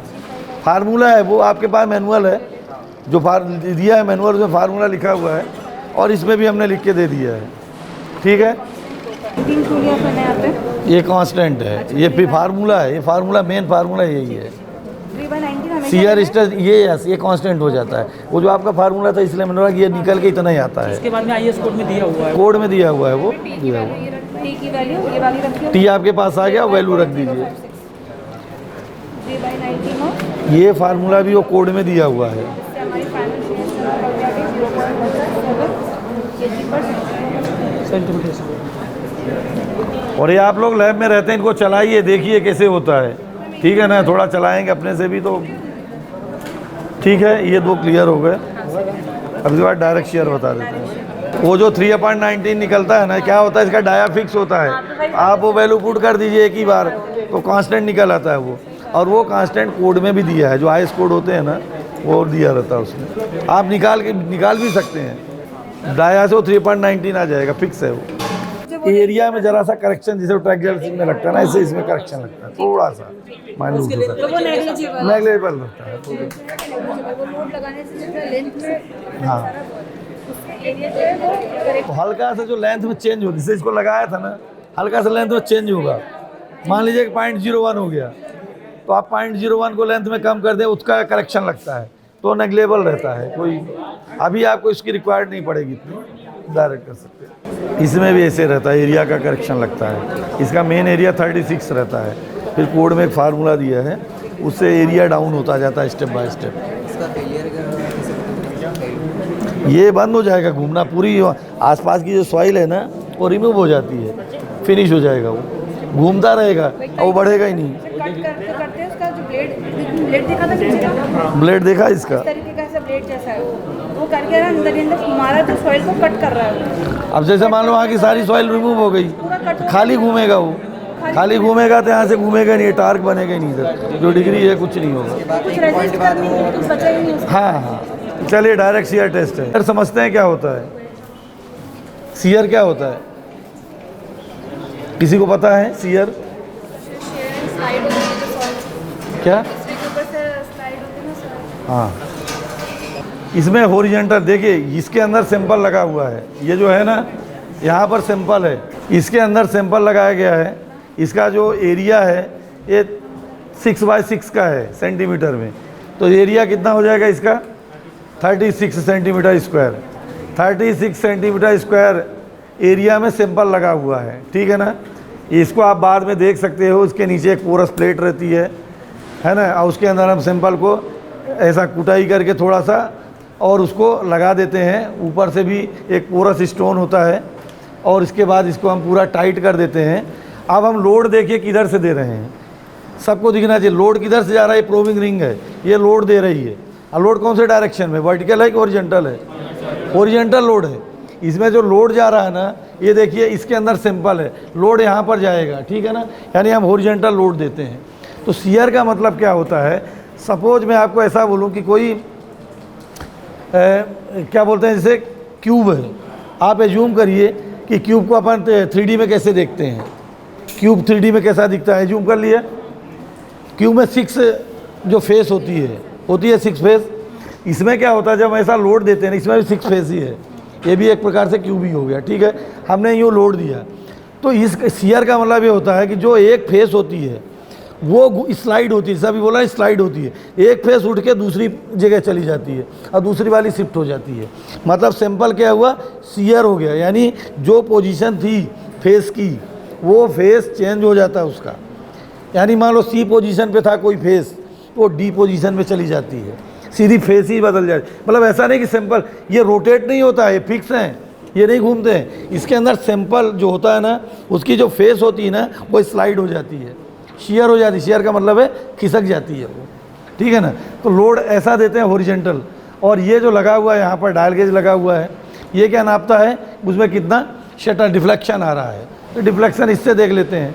अब लोड देखना है तो ये प्रोबिंग रिंग है, जैसा कि मैंने बताया आजकल लोड सेल भी आते हैं, डिजिटल दिखता रहता है, ये प्रोबिंग रिंग का सर्टिफिकेट रहता है, उसमें लिखा रहता है कि एक डिवीज़न पे इसका कितना लोड है। तो आप लोगों को अभी डायरेक्ट बता देंगे, जैसा अभी वहाँ बता दिया कि कितना लोड लिया और आप कैसे उसको कैलकुलेट कर सकते हैं। वैसे इसकी काफ़ी लंबी प्रोसीजर होती है, जनरली इनके ग्राफ बनते हैं, ग्राफ के बाद ही इसका C और फाई वैल्यू निकलती है। C और फाई समझते, उसमें क्वेश्चन कितना हुआ और इंटरनल जो एंगल है उसमें फ्रिक्शन कितना आ रहा है। तो प्रॉपर तो रिजल्ट ग्राफ से ही आते हैं, मैथमेटिकली फार्मूला दिया हुआ है, उसमें आप रखेंगे, लेकिन वो बहुत करेक्ट वैल्यू नहीं मानी जाती है। उसमें ग्राफ बनता है डायरेक्ट शेयर टेस्ट में, और 3 बार कम से कम रीडिंग होनी चाहिए। और जो उसका टेंजेंट होता है, टेंजेंट जहाँ से जाता है वो टेंजेंट नापते हैं कितना डिग्री का है, ठीक है, वो टेंजेंट नापा जाता है कितना डिग्री का है। और जो उसका इंटरसेप्ट होता है, वो क्या कहलाता है, कोहेजन। सपोज ये पेन देना, मैं बताऊँ आपको इसे ग्राफ कैसे बनता है जनरली। ये इस टाइप से ऐसे एक्स एक्सिस वाई एक्सिस रहती है, एक्स एक्सिस हो गई, ये वाई एक्सिस हो गई, ठीक है। इसका सपोज ग्राफ यहाँ से निकला, ऐसा गया, सपोज यहाँ से निकला, तो ये जो लेंथ होती है ना, ये कोहेजन कहलाती है, ठीक है। और मान लिया पहली वैल्यू से रिजल्ट बना था, ये दूसरी से बना, तीसरी से बना, तो यहाँ पर एक टेंजेंट खींचते हैं, सीधी लाइन। हो सकता है कि ऐसा भी ग्राफ जाए, जरूरी नहीं सीधे जाएगा।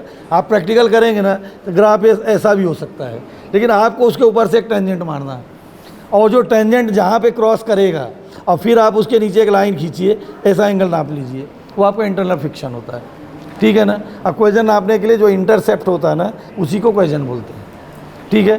तो जनरली आजकल सॉफ्टवेयर आते हैं और ग्राफ आप वैल्यू पुट कर दीजिए और वो ग्राफ बना के रेडी कर देते, बट आप मैनुअल भी कर सकते हैं, ठीक है। अब इसको स्टार्ट करके बता दूँ कैसे करते हैं।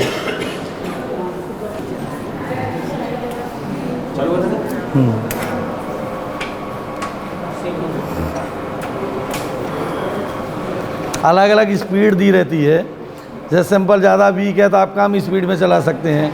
आपको लगता है सैंपल अच्छा है, अच्छी क्वालिटी का है, इसकी स्पीड भी बढ़ा सकते हैं। रीडिंग लेके बता दो अपने उसमें कैसे आती है, वो रीडिंग लेके बता दो। मायन रीडिंग लेके बता दो। कागज़ में ही बना दो, एक किसी में बना दो, पैड में इसमें बना दो, कोई राइटिंग पैड हो उसमें बना दो। नॉर्मल स्ट्रेस जानते हैं आप लोग क्या होती है? नहीं, नॉर्मल स्ट्रेस क्या है, इसमें दो स्ट्रेस होती है, एक नॉर्मल एक शियर। तो नॉर्मल स्ट्रेस कौन सी है? नॉर्मल स्ट्रेस ये रही, ये दिया हुआ है, कितना kg पर सेंटीमीटर स्क्वायर दिया है, ये नॉर्मल स्ट्रेस ही है, ठीक है। और शियर स्ट्रेस कैलकुलेट हो जाती है, जैसे नॉर्मल स्ट्रेस 1 kg दिया, 2 kg दिया, 3 kg दिया, ये तो अपने को पता है कितना देना है। जनरली 1 kg 2 kg 3 kg पे कर देते हैं, हो जाता है काम 3 स्टेप में, ठीक है। थोड़ा बहुत रीडिंग दिखा दो उनको, मैं बता देता हूँ। इसमें अच्छा, ठीक है। देखिए इस तरह से इसमें रीडिंग आती है। रीडिंग कहाँ से पढ़ते हैं? इससे पढ़ते हैं, जो डिफ्लेक्शन वाला ग्राफ है ना, उसमें से पढ़ते जाते हैं। 0.5 पे, 1.0 पे, 1.5 पे, 2.0 पे। एक्चुअली ये थोड़ा सा कुछ दिक्कत आ रही है उसमें, तो बहुत प्रॉपर रिजल्ट्स नहीं बता पा रहे, लेकिन हमको पता है कि इस तरह से रिजल्ट्स उस पर आते हैं। तो जनरली कि इतने mm के सेटलमेंट पे 0.5 पे 1 पे ऐसे इंटरवल लेते जाते हैं, वहाँ पे कितना डिफ्लेक्शन आता है वो नोट करते जाते हैं। सपोज इस तरह से कुछ रीडिंग्स आती है, मान लीजिए 0.1 पे 0.4 आ गया है ना, 1 पे कितना आ गया, 0.06 आ गया, ऐसे रीडिंग्स बढ़ती जाती हैं। तो हमने जो नॉर्मल स्ट्रेस दिया है उसके अगेंस्ट हमको शियर पता होता है कि कितना हो गया है। अब मान लीजिए आपको शियर स्ट्रेंथ निकालनी है। शियर स्ट्रेंथ कैसे निकालेंगे? सपोज कहीं पर रीडिंग आ गई 0.16, अब आप शियर स्ट्रेस निकालिए, कैसे निकालेंगे? इसका एरिया मैंने आपको बता दिया 36 है, इसका एरिया तो 36 है, लेकिन हाँ लोड अपान एरिया वही रहेगा। लेकिन क्या होता है, आपकी या तो बुक होगी, किताब होगी, या हम लोग तो IS कोड जानते हैं, उसमें एक टेबल करेक्शन दिया हुआ है, एरिया का करेक्शन होता जाता है। जैसे जैसे लोड बढ़ता जाता है उसमें एरिया जो है ना करेक्शन फैक्टर लगने लगता है। वो मैं हो सका तो मैडम के थ्रू वो प्रिंट दे दूंगा, वो आप लोग देख लेना किस तरह से एरिया में करेक्शन लगता है। जैसे 36 है तो मैं एक फार्मूला है जिसमें आप वैल्यू पुट करते जाएंगे, ऑटोमेटिक उसका एरिया डाउन होता जाएगा। पहली स्टेप का एरिया 36 है तो दूसरी में कितना हो जाएगा? 35.40 दूसरी स्टेप में, यानी 0.6 माइनस कर दीजिए। आप 0.6 माइनस करते जाइए, हर स्टेप का एरिया करेक्शन निकलता जाएगा। निकालिए कैसे आएगा? पहली बार मान लीजिए मैंने बताया 36 है एरिया की, दूसरी बार कितना आएगा? 0.60 माइनस कर दीजिए, 40, 35.40 में 0.60 माइनस करते जाइए, हर स्टेप का करेक्टेड एरिया आता जाएगा। ओके, जैसे मान लीजिए अपन 5वीं स्टेप में सैंपल फेल्यूर हो गया, मान लीजिए हम 5 स्टेप या 6 स्टेप में गए, सैंपल फेल हो गया। फेल हो गया मीन्स शियर कंप्लीट हो गया, यानी लोड लेना बंद कर देगा। जो रीडिंग्स आ रही थी वो रिवर्स होना स्टार्ट हो जाएंगी, समझ गए? रीडिंग रिवर्स होने लगेगी। जैसे मान लीजिए रीडिंग 0.16 है, 0.16 का 0.15 हो जाएगा, तब आप समझ जाए कि सैंपल फेल हो गया है। ठीक है, आप उसको खोल के बहुत प्रॉपरली सैंपल को, थोड़ा इनको सैंपल दिखाना कैसे लगा है, प्रॉपरली देखेंगे ना आप, उसके लेयर को रिमूव करना, आपको फेस प्रॉपर दिखेगी, शिफ्ट हो जाती है। ठीक है, और शियर स्ट्रेस कैसे निकालेंगे, जो करेक्टेड एरिया है, load divided by corrected area. Load आपका प्रोविंग से पता चल जाता है, और करेक्टेड एरिया जैसे मैंने बताया 0.60 आप माइनस करते जाइए, करेक्टेड एरिया आपको मिलता जाएगा हर स्टेप में 60। और एक फार्मूला है, आपके बुक में भी है, आप लोग पढ़ते होंगे, आप शियर स्ट्रेस जिस टॉपिक पे होगा आप अपनी बुक खोलिए, उसमें करेक्टेड एरिया का फार्मूला दिया हुआ है। हाँ ले लीजिए, वो सिंपल जस्ट एटलीस्ट 3 स्टेप में करते हैं इसको, 3 kg प्रेशर। क्या बता रहे ये नॉर्मल स्ट्रेस है, पहली बार से इतना वेट चढ़ाए ना, दूसरी बार वेट बढ़ाते जाएंगे, फिर तीसरी बार वेट बढ़ाते जाएंगे। ये नॉर्मल स्ट्रेस है, ये जो हम देते हैं ना ये नॉर्मल स्ट्रेस है, ये वाली जो आप वेट बदलते जाते हैं। और वो शियर स्ट्रेस है, वो जो वहाँ से लोड जा रहा है ना वो शियर है, हॉरिजॉन्टल वाला शियर है। सर, तो ये जो ये रीडिंग है 1.5 और 0.06, हाँ, ये इसी से जैसे मान लीजिए मैं यहाँ पे कैलकुलेट करना चाहता हूँ 3 kg पर, यहाँ से ज़रूरत नहीं, मैं मान लीजिए यहाँ कैलकुलेट करता हूँ, यहाँ की जो सबसे नीचे की रीडिंग है क्या है 0.20 है, तो आपका जो शियर स्ट्रेस होगी 0.20 तो है, डिवाइडेड बाय क्या हो जाएगा एरिया।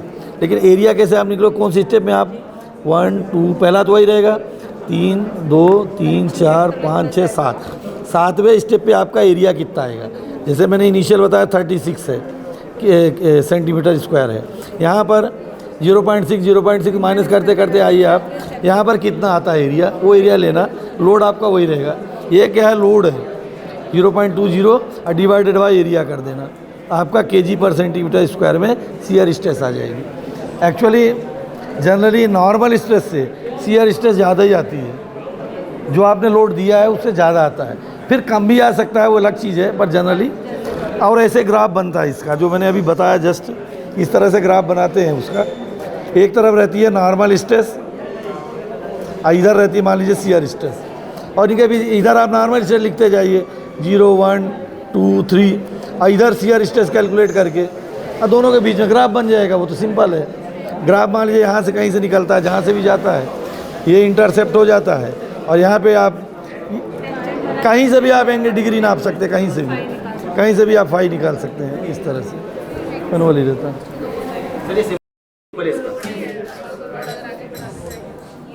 देखिए ये सैंपल कुछ इस तरह से रहता है ना, ये क्यूब शेप में है, क्यूबाइड कह सकते हैं जो भी। तो इसमें क्या अभी बहुत प्रॉपर, देखिए बहुत प्रॉपर टेस्ट तो नहीं हुआ, लेकिन एक आपका डेमो है, ये प्रॉपर टेस्ट करेंगे तो इसकी जो फेस होती है ना, ऐसा लगता है कि एक फेस जो है ना स्लाइड हो गई है। आप बारीकी से ध्यान देंगे ना, से ये फेस देखिए यहाँ पे दिख रही है, ये ऊपर से इसका टॉप एरिया कम होता जाता है, इतना है ना। आप प्रैक्टिकल करेंगे आपको बहुत क्लियर समझ में आएगा, टॉप का एरिया नीचे का जो एरिया रहेगा उससे टॉप का एरिया कम होता जाता है। क्यों? क्योंकि लेयर जो है ना ऐसे यूँ खिसकती जाती है, लेयर फिसलती जाती, स्लाइड हो जाती। कभी कभी तो बिल्कुल हम लोग देखते हैं ऐसे पूरा प्रॉपर निकल आता है सैंपल, टुकड़े टुकड़े में लेयर वाइज लेयर हो जाता है, ठीक है ना।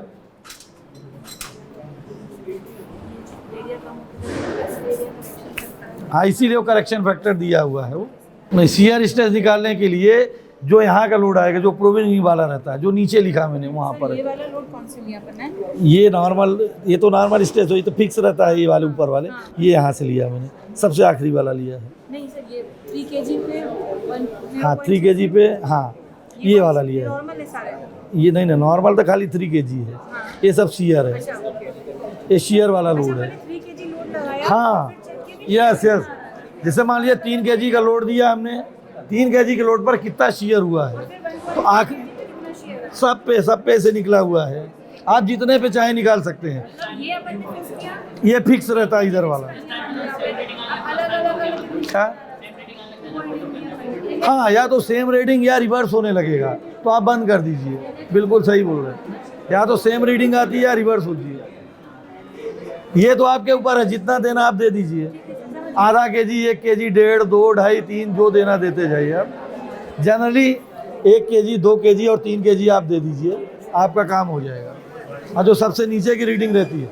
हर बार आप शियर स्ट्रेस निकालिए, यहाँ पर भी निकालिए, 1 kg पे निकाल लीजिए नीचे वाले रीडिंग से, 2 kg पे निकाल लीजिए, 3 kg पे निकाल लीजिए नीचे वाली रीडिंग से। अब वही वैल्यू जो इधर एक्सिस है मैंने बताया ना, उधर हाँ प्लाट करना, ग्राफ आपको प्लाट करना है।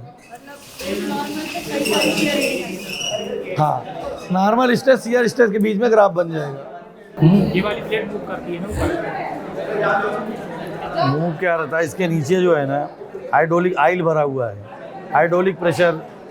ये क्या होगा, ये जो पिस्टन है ना ये उठता है, ये उठेगा मतलब क्या होगा, आप इधर से लोड दे रहे हैं, ये हिलेगा नहीं, प्रोवरिंग लगा रखी है, हम लोड यूं दे रहे हैं और ये उठ रहा है, ठीक है ना, कंप्रेस होगा तो ये उठेगा और ये उठने देगा नहीं, चैम्बर क्रैक हो जाएगी। आप समझ गए कॉन्सेप्ट क्या है उसका। ये तो ऊपर उठ रहा है और ये दबा के रखा है, तो दबा के रखा है तो उसको टूटना ही है, क्योंकि ऊपर तो जा नहीं सकता।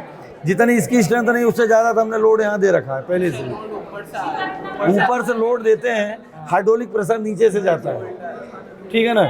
तो सैंपल बीच में है तो फिर पिसाएगा कौन सैंपल, वो क्रैक हो जाएगा। किसमें?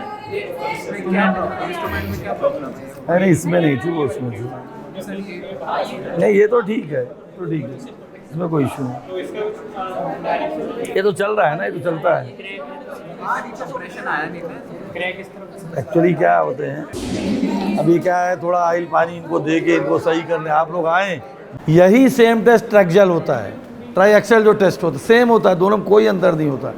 ये जो टेस्ट होता है ना ऐसे सैंपल में किया जाता है, जैसे मोरम आप जानते हो ना, मोरम टाइप सैंपल जिसमें ग्रेन्स होते हैं, ये उस टाइप के सैंपल के लिए होता है, यानी जिसमें ग्रेवल्स होते हैं, है ना। और वो जो होता है प्योर मिट्टी के लिए होता है, जो क्लेई सॉइल होती है ना वो उसके लिए होता है। अगर क्लेई सॉइल है ना तो ज़मीन के नीचे से आप डायरेक्ट मोल ठोक के निकाल सकते हैं, ठीक है। ज़्यादा देखना है ना, जिसको भी यहाँ कोई भी इंटरेस्टेड हो, मेट्रो की साइड IN04 में जो खजराना वाला रोड है, खजराना पिपलियाना है ना, बंगाली चौरा वाला जो रोड है, आप चले जाना, सैकड़ों मशीनें काम कर रही हैं। आप परमिशन लेना, घुस जाना अंदर, देखना ये सैंपल कैसे ज़मीन के नीचे से निकालते हैं। 1 घंटे खड़े रहना, सब मिल जाएगा देखने को। सर को बता देना, है ना। देखना जियोटेक से कैसे सैंपल निकलते हैं, आपको UDS के ट्यूब के कैसे सैंपल निकलते हैं, ट्रैक्जल का सैंपल कैसे निकलता है, राख वगैरह सब चीज़ें मिल जाएंगी आपको देखने के लिए, ठीक है। सैंपल निकलता कैसे है, अभी तो मैं बोल रहा हूँ कि ठोक के निकाल लिया, ऐसा नहीं कि सब ठोक के निकाल लेते हैं। वो तो जरा सा डेप्थ है तो निकाल लोगे आप, 50 मीटर नीचे से निकाल लेते हैं, 50 मीटर नीचे, 20 मीटर नीचे, 100 मीटर, 150, 200 मीटर नीचे। माइनिंग सेक्टर में जाएंगे तो कहाँ से सैंपल निकाल लाते हैं, वो तो मशीनें रहती हैं सब हाइड्रोलिक, ठीक है। तो जो ट्रैक्जल टेस्ट अब आगे बताएंगे ना, सेम कॉन्सेप्ट है, सेम फार्मूला है, कोई डिफरेंस नहीं है। डिफरेंस सिर्फ है तो मटेरियल का, प्रोसीजर भी सेम है, रीडिंग लेने का तरीका सेम है, सब कुछ वही होता है, वही प्रेशर वहाँ भी वहाँ भी नॉर्मल स्ट्रेस है और शियर स्ट्रेस है, सेम होता है। फ़र्क क्या है, इसमें एक ऐसा ग्राफ बना, अभी आपने देखा, उसमें जो ग्राफ बनता है ना मोहर सर्कल बनता है। मोहर सर्कल सुना किसी ने? वो इनवेलप बनता है। जनरली आप मैनुअल बनाना थोड़ा टिपिकल है, वो सॉफ्टवेयर आते हैं उसके, तो सॉफ्टवेयर में वो ग्राफ बन जाता है, वही टेंजेंट उसका जो रहता है वही उसका इंटरनल एंगल होता है, वही इंटरसेप्ट जो होता है वही उसका कोहेजन होता है। तरीका सेम है, लेकिन वो मोहर सर्कल से निकलता है, ये आप ध्यान रखिए। मोहर सर्कल हाथ से किसी ने बनाया क्या? मेरे ख्याल से इतना आसान नहीं रहता बनाना, बट प्रैक्टिस करो तो भी हो जाता है। अब आजकल टेक्नोलॉजी आ गई है, हाथ से कोई कैलकुलेट करता है क्या? अभी 12 का पहाड़ा पूछूंगा किसी को नहीं आएगा, कैलकुलेटर उठा लेते हैं। अब एक समय की बात है, आजकल है सुविधा तो ले रहे हैं, और पहले नहीं होता था तो लोग फिर याद करते थे अच्छे, बिल्कुल किसी को याद नहीं रहता, टेबल की टेबल याद कर लेते थे। अब सुविधाएं हैं तो ठीक है ना। वही उसका डायामीटर है सैंपल का और वही उसकी लेंथ है सेम। और ये इंस्ट्रूमेंट है, थोड़ा इसको भी समझना, ये क्या बताता है, प्रेशर कहाँ से किधर जा रहा है। चलो स्टार्ट करो इसको। सपोज 1 पे था, कितना डिफ्लेक्शन होगा पता चल जाएगा, ठीक है। 1 mm पे सेट किया था, 2 mm आ गया, इसका मतलब डिफ्लेक्शन कितना हुआ? 1 mm। 1 पे सेट था ना, यानी वो 0 था, 2 में से 1 माइनस कर देंगे, 1 बचेगा। ये आपका 1 mm के डिफ्लेक्शन पर। अब लोड देखिए कैसे बताती है मशीन, लोड बताना। 0.35 kN, ये किलो न्यूटन में लोड है, किलो न्यूटन है, सेट है, ठीक है, kN में है। तो ये मशीन 2-3 चीज़ें बता देती है, डिफ्लेक्शन भी बता रही है, लोड भी बताती है। मेरे ख्याल से इसमें हो सकता है नॉर्मल स्ट्रेस और शियर स्ट्रेस का ग्राफ सिस्टम भी हो।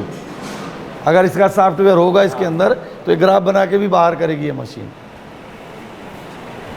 ठीक है, ऐसे 3 kg पे सेट करके एक बताओ। 3 बार आपको करना है, 1 kg, 2 kg, 3 kg। अगर मान लीजिए आपको लगता है कि सॉइल जो है ना बहुत ही वीक है, दिखने में लग जाती है, कोई ब्लैक कॉटन आ गई है, तो आप 1 kg, 1.5 kg, 2 kg पे ही कर दीजिए। आपको लगता है येलो सॉइल है, थोड़ी ठीक ठाक है, तो आप थोड़ा सा 3 kg तक चले जाइए। बहुत ज़्यादा जाने की ज़रूरत नहीं है, उससे ज़्यादा लोड लेती नहीं है वो। ये तो मशीन आपके पास अच्छी है, बढ़िया सीखने के लिए। रोज़ आओ, करो इसको, घुमाओ इसको, वो प्रेशर बताता है, वो दोनों चीज़ बताता है, डिफ्लेक्शन भी बताएगा और लोड भी बताता है। देखिए 3 kg नॉर्मल स्ट्रेस है, ये 3 kg ये नॉर्मल स्ट्रेस है। अब इस देखिए अभी कितने पे सेट है ये, चलिए 2.15 पे मान लीजिए था, आगे कितना जाता है। आप जितने पे सेट करना चाहें सेट कर सकते हैं। कितने पे लेगा इसकी, 3.50 ठीक है।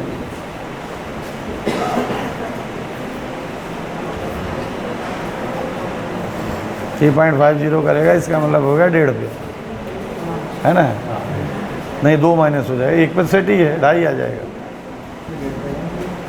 2 पे सेट था ना, देखिए 3.5 हो गया, 2.15 पे सेट था। इसका मतलब कितना आगे बढ़ गया, 1.35। ठीक है, 1.35 डिफ्लेक्शन आया। लोड बताना कितना है इसका, 0.272930 है। कांस्टेंट हो जान दीजिए उसको, जो भी मशीन बताए आप थोड़ा सा 2-4-5 सेकंड के बाद 0.32 है।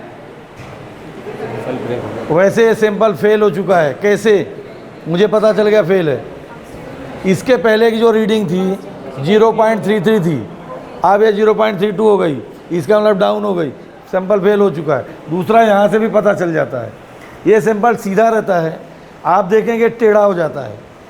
जैसे हल्का सा टिल्ड होगा आप समझ जाइए कि फेल हो गया सैंपल। बिल्कुल वर्टिकल होना चाहिए, बिल्कुल वर्टिकल अलाइनमेंट होता है। हल्का सा भी टिल्ड होगा सैंपल फेल हो जाएगा। सैंपल लोड से भी फेल हो सकता है, और एक गलती से, ये मेम्ब्रेन के अंदर सैंपल है, अगर उसके अंदर पानी गया तो तुरंत फेल हो जाएगा।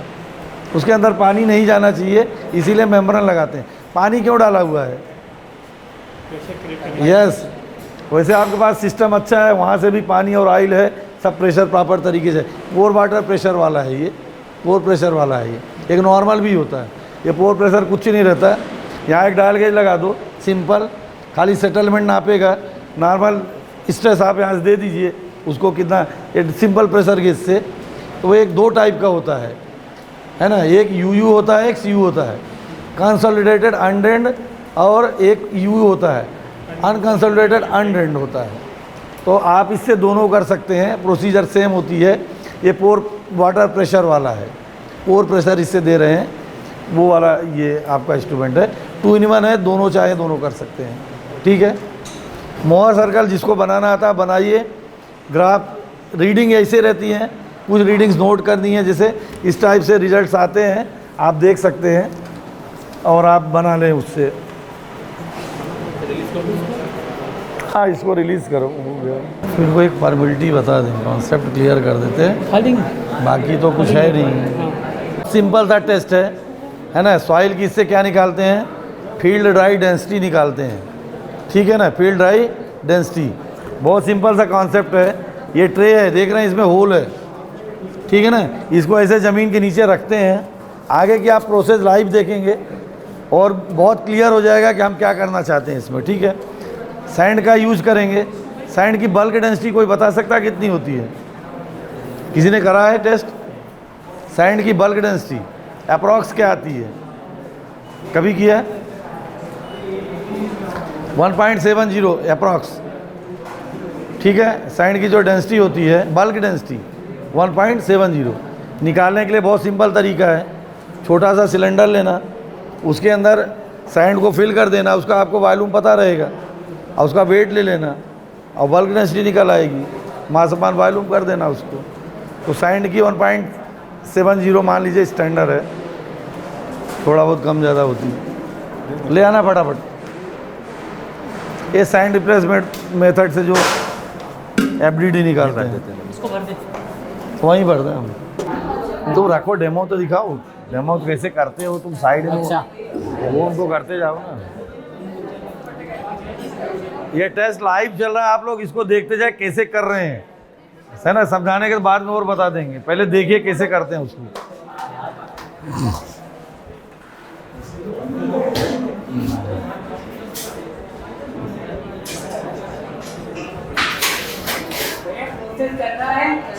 देखिए सैंपल भरा, वहाँ पे वेट किया है उसको।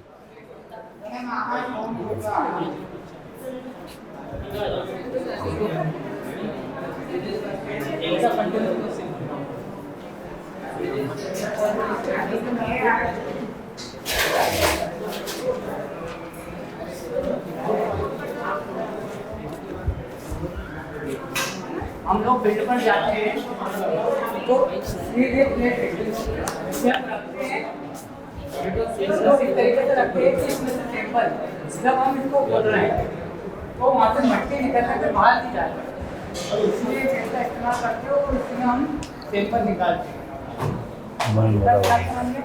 तो होल का वॉल्यूम चेक करने के लिए उसको सैंपल पूरी किया जाता है इसमें। तो पहले रिपोर्ट कंटेनर प्लस सैंपल का वेट लिया जाता है, देन आफ्टर उसके बाद में इसमें से जो सेम की पूरी करते हैं उसके बाद में उसका भी वेट लिया जाता है।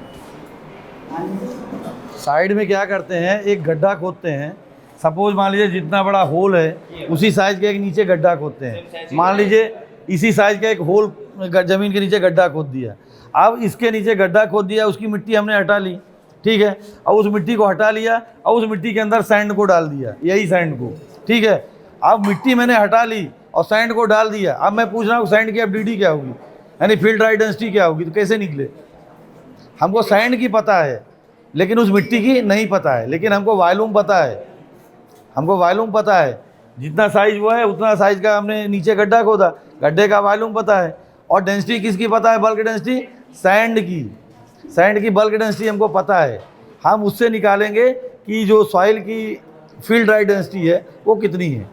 मॉइस्चर मीटर से हम साइड में चाहें तो मॉइस्चर भी निकाल सकते हैं, या वहाँ की थोड़ी सी मिट्टी ले आएँ तो मॉइस्चर हमको लैब में भी निकाल सकते हैं ओवन ड्राई करके, यानी मॉइस्चर भी हमको मिल जाएगा।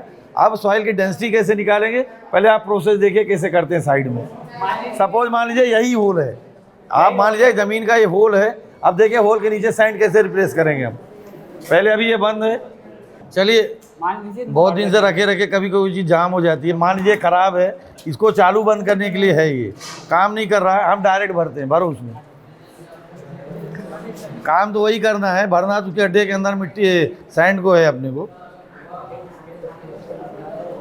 भर दो पूरा। रेगुलर टेस्ट नहीं करेंगे तो ये इंस्ट्रूमेंट की हालत ऐसी ही होगी, इसको प्रॉपर टेस्ट करना चाहिए।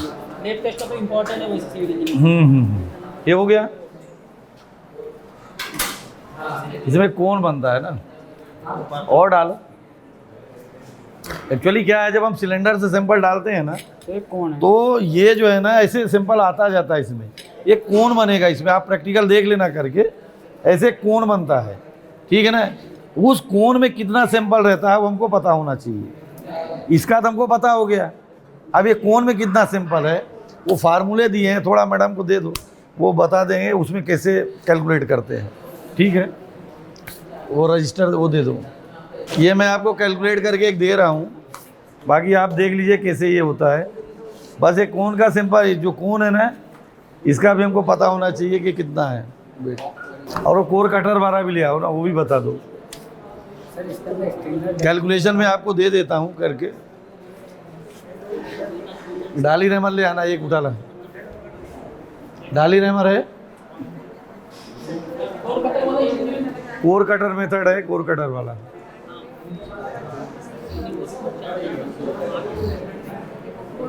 कोई एक स्टेप कर दो, बस हो गया। देखिए इसको तो सभी जानते होंगे, क्या है ये? सिलेंडर तो है, नाम क्या है इसका? सिलेंडर तो सब सिलेंडर ही है। इसका नाम क्या है? आपके मैनुअल में दिया है, field dry density by core cutter method है। डाली रेमर भी बोलते हैं इसको, ठीक है। ये बहुत सिंपल होता है। इसको तो कुछ नहीं करना, ले जाओ बढ़िया जहाँ मिट्टी हो, ये कालर होती है, ठीक है, इसको ऐसे लगाओ, ज़मीन के नीचे रखो, ठीक है, ये उठाया हैमर, और यहाँ एक लकड़ी का गुटका हो तो और अच्छे से रख लो, ठीक है, और इसको उठाया हैमर और उसको हैमरिंग की, वो पूरा ज़मीन के नीचे धस जाएगा। आप हाइट साइड से एक्वेशन करके बड़े आराम से इसको निकाल सकते हैं। अब इसकी आपको क्या निकालना है डेंसिटी, बहुत सिंपल है, इसका आपको वॉल्यूम पता है, ठीक है, वॉल्यूम पता है, और इसका पहले आप वेट कर लीजिए, कालर हटा दीजिए, इसका वेट आपको पता है पहले से ही, और इसका वॉल्यूम पता है। अब सिंपल भरा हुआ है तो कितना वेट है आप निकाल सकते हैं इसके वेट को माइनस करके। अब वेट अपान, आपको डेंसिटी चाहिए तो वेट अपान वॉल्यूम कर दीजिए, ठीक है, डेंसिटी निकल आती है। लेकिन कौन सी निकलेगी? वेट डेंसिटी निकलेगी। आपको कौन सी डेंसिटी निकलेगी? पहले वेट डेंसिटी निकलेगी। अब वेट डेंसिटी से आपको ड्राई डेंसिटी निकालना है, तो उसके फार्मूले होते हैं, वो मैं आपको दे देता हूँ, वो फार्मूले आप वैल्यू पुट कर देंगे, आपको ड्राई डेंसिटी निकल आती है। कुल मिला के जो वेट डेंसिटी है ना, उसका पानी उड़ा दीजिए तो आपको क्या निकल आएगी? Dry density. तो फार्मूले दिए हैं, मैं आपको दिलवा रहा हूँ दोनों के, आप उससे कैलकुलेट कर सकते हैं। ये जो दो फील्ड के टेस्ट थे बहुत सिंपल होते हैं, ये आप लोग चलते फिरते इनको यहाँ मांगे अपने सर मैडम जो भी पढ़ाते हैं पीछे ले जाओ, ठोको, प्रैक्टिकल करके ले आओ, पर कोई करता नहीं होगा, कौन करे, क्या जरूरत। बच्चे भी इंटरेस्ट नहीं लेते होंगे थोड़ा, हाँ नहीं, थोड़ा सा ड्राई रहे, थोड़ा सा ड्राई रहे, नहीं अभी जैसे सीजन ठीक है अभी कर सकते हो उसको। ये सैंड रिप्लेसमेंट वगैरह है, ये आप किताब पढ़ेंगे ना, फार्मूला लिखे हुए हैं, आप पढ़ के भी कर सकते हैं, ऐसा कुछ नहीं है उसमें, कोई इतने बड़े टेस्ट थोड़ी नहीं है कि कोई इनके लिए अपने को बहुत कोई समझाने वाला चाहिए, पढ़ के कर सकते हैं, बहुत इजी है। मैं आपको दोनों का एक एक कैलकुलेशन दे रहा हूँ, इनको कोर कटर वाला और ये भी कैसे करते हैं, और इसके बाद में परमिलिटी बता देता हूँ। परमिलिटी का कॉन्सेप्ट बता देते हैं कैसे, एक्चुअली वो तो उसमें बहुत टाइम लगता है, आपको पता होगा, तो वो तो 7 दिन 8 दिन 4 दिन कितना लगे कुछ कह नहीं सकते, डिपेंड करता है सॉइल कैसी है। आपके इसमें 2 मेथड दिए परमिलिटी में, एक कांस्टेंट वाली दी है, एक फॉलिंग वाली दी है, तो कांस्टेंट हेड आपके पास नहीं है,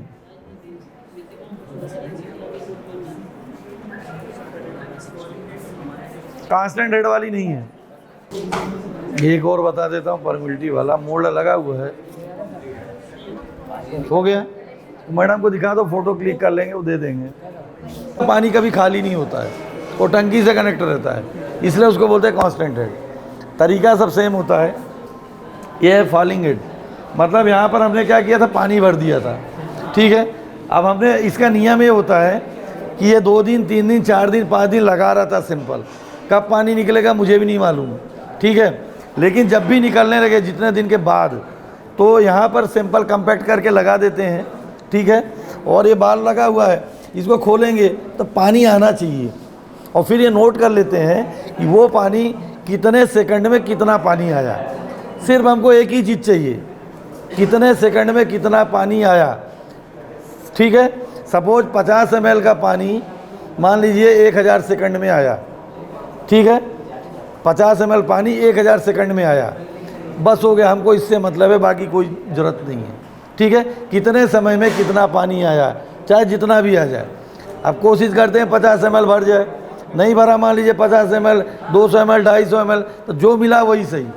जितने सेकंड, मान लो 10 ही ml आया, तो जितने सेकंड में कितने सेकंड में कितना ml पानी आया, एक तो ये चीज़ की रिक्वायरमेंट है, वो हम यहाँ से चालू करके स्टॉप वॉच स्टार्ट करिए, बीकर लगाइए नीचे, पानी आएगा, मान लो 50 ml भर गया तो कितने समय में भरा, नोट डाउन कर लीजिए, नंबर 1।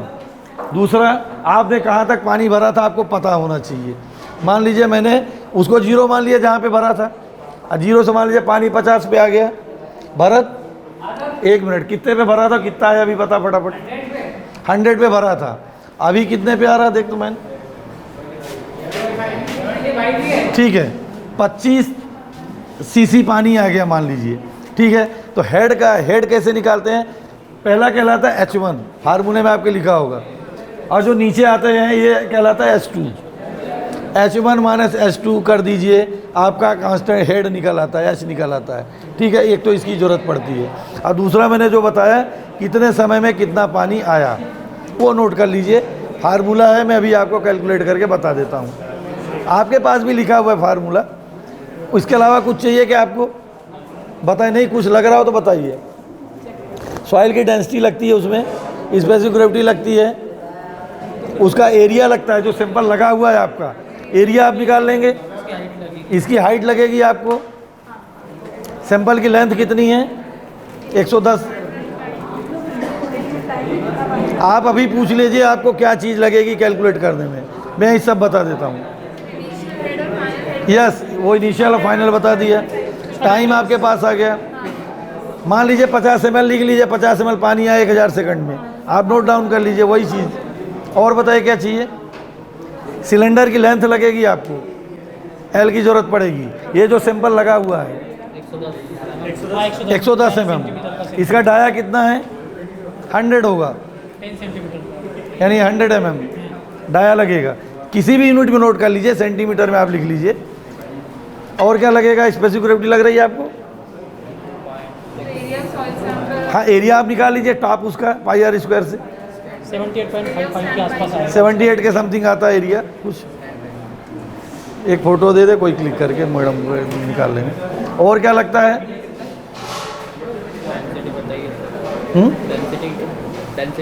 सॉइल की डेंसिटी जैसे मान लीजिए जो लगी हुई ना, ये आप मान के चलो कि इसकी डेंसिटी 1.80 के करीब है ग्राम पर सीसी।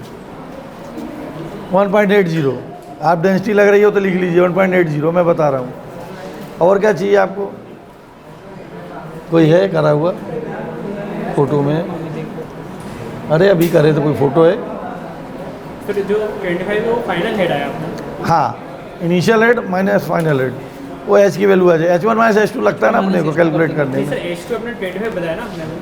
H2 देखिए 100 पे था, 75 पे आया, तो 100 और 75 डिफरेंस दोनों का मैंने बताया, डिफरेंस लगता है दोनों का, वो 25 आ जाएगा। और कुछ लग रहा हो तो बोलिए। परमिलिटी होती क्या जानते हो आप लोग, क्या होता है? कोई सभी अवेलेबल हैं? कितने पोर्स है उसमें? हाँ, एक्चुअली चेक यही करते हैं कि इसमें पोरसिटी कितनी है। जितना ज़्यादा पोरस होगा उतना तेज़ी से पानी आएगा, पोरस नहीं होगा तो पानी उतना ही लेट आएगा। ठीक है ना? सॉइल की तो फिर भी ठीक आती है, रॉक की तो 0.000 इतने जीरो लगते हैं, गिन के थक जाओगे, बहुत कम आती है। 4 दिन रखोगे ना 10 ml पानी नहीं मिलता, तो कितनी कैलकुलेट होके निकलेगी? वो बहुत ही स्लो होती है। फॉलिंग हेड जो होता है ना, वो सारी कॉन्स्टेंट हेड में वो बड़े सिंपल रहते हैं, मोरम टाइप रहता है, उसमें आता है। वो क्या रहता है, थोड़े बड़े सिंपल रहते हैं, पार्टिकल ग्रेन्स होते हैं उसमें। अभी मिट्टी है, ये चिपक गई तो पानी निकलेगा ही नहीं इसमें से, और वो उसमें ग्रेन्स रहते हैं, तो उसमें से पानी बिल्कुल, आप उसका प्रैक्टिकल करना, बहुत तेज़ी से निकलेगा। इसको आप कांस्टेंट हेड बना सकते हो, कुछ नहीं रहता। एक ड्रम लेना, वो ड्रम में पानी ख़त्म नहीं होने पाए, बस हो गया। थोड़ी देर के लिए आप इसी को एज्यूम कर लो कांस्टेंट हेड है, क्या करना है आपने? आपको तो पता ही चल जाएगा ना कितना पानी गया है उसके अंदर, आप उससे भी कैलकुलेट कर सकते हो। जरूरी है कितना ml पानी निकला उसी से होगा, यहाँ से भी पता चल जाता है कितना पानी कितने समय में गया, वो भी कैलकुलेट कर सकते हैं आप, वो भी टाइम ही होता है। ठीक है ना? उससे भी हो जाता है। और किसी कोई डाउट हो इनसे रिलेटेड, कल हम आएंगे और पूछ सकते हो आप लोग। ठीक है?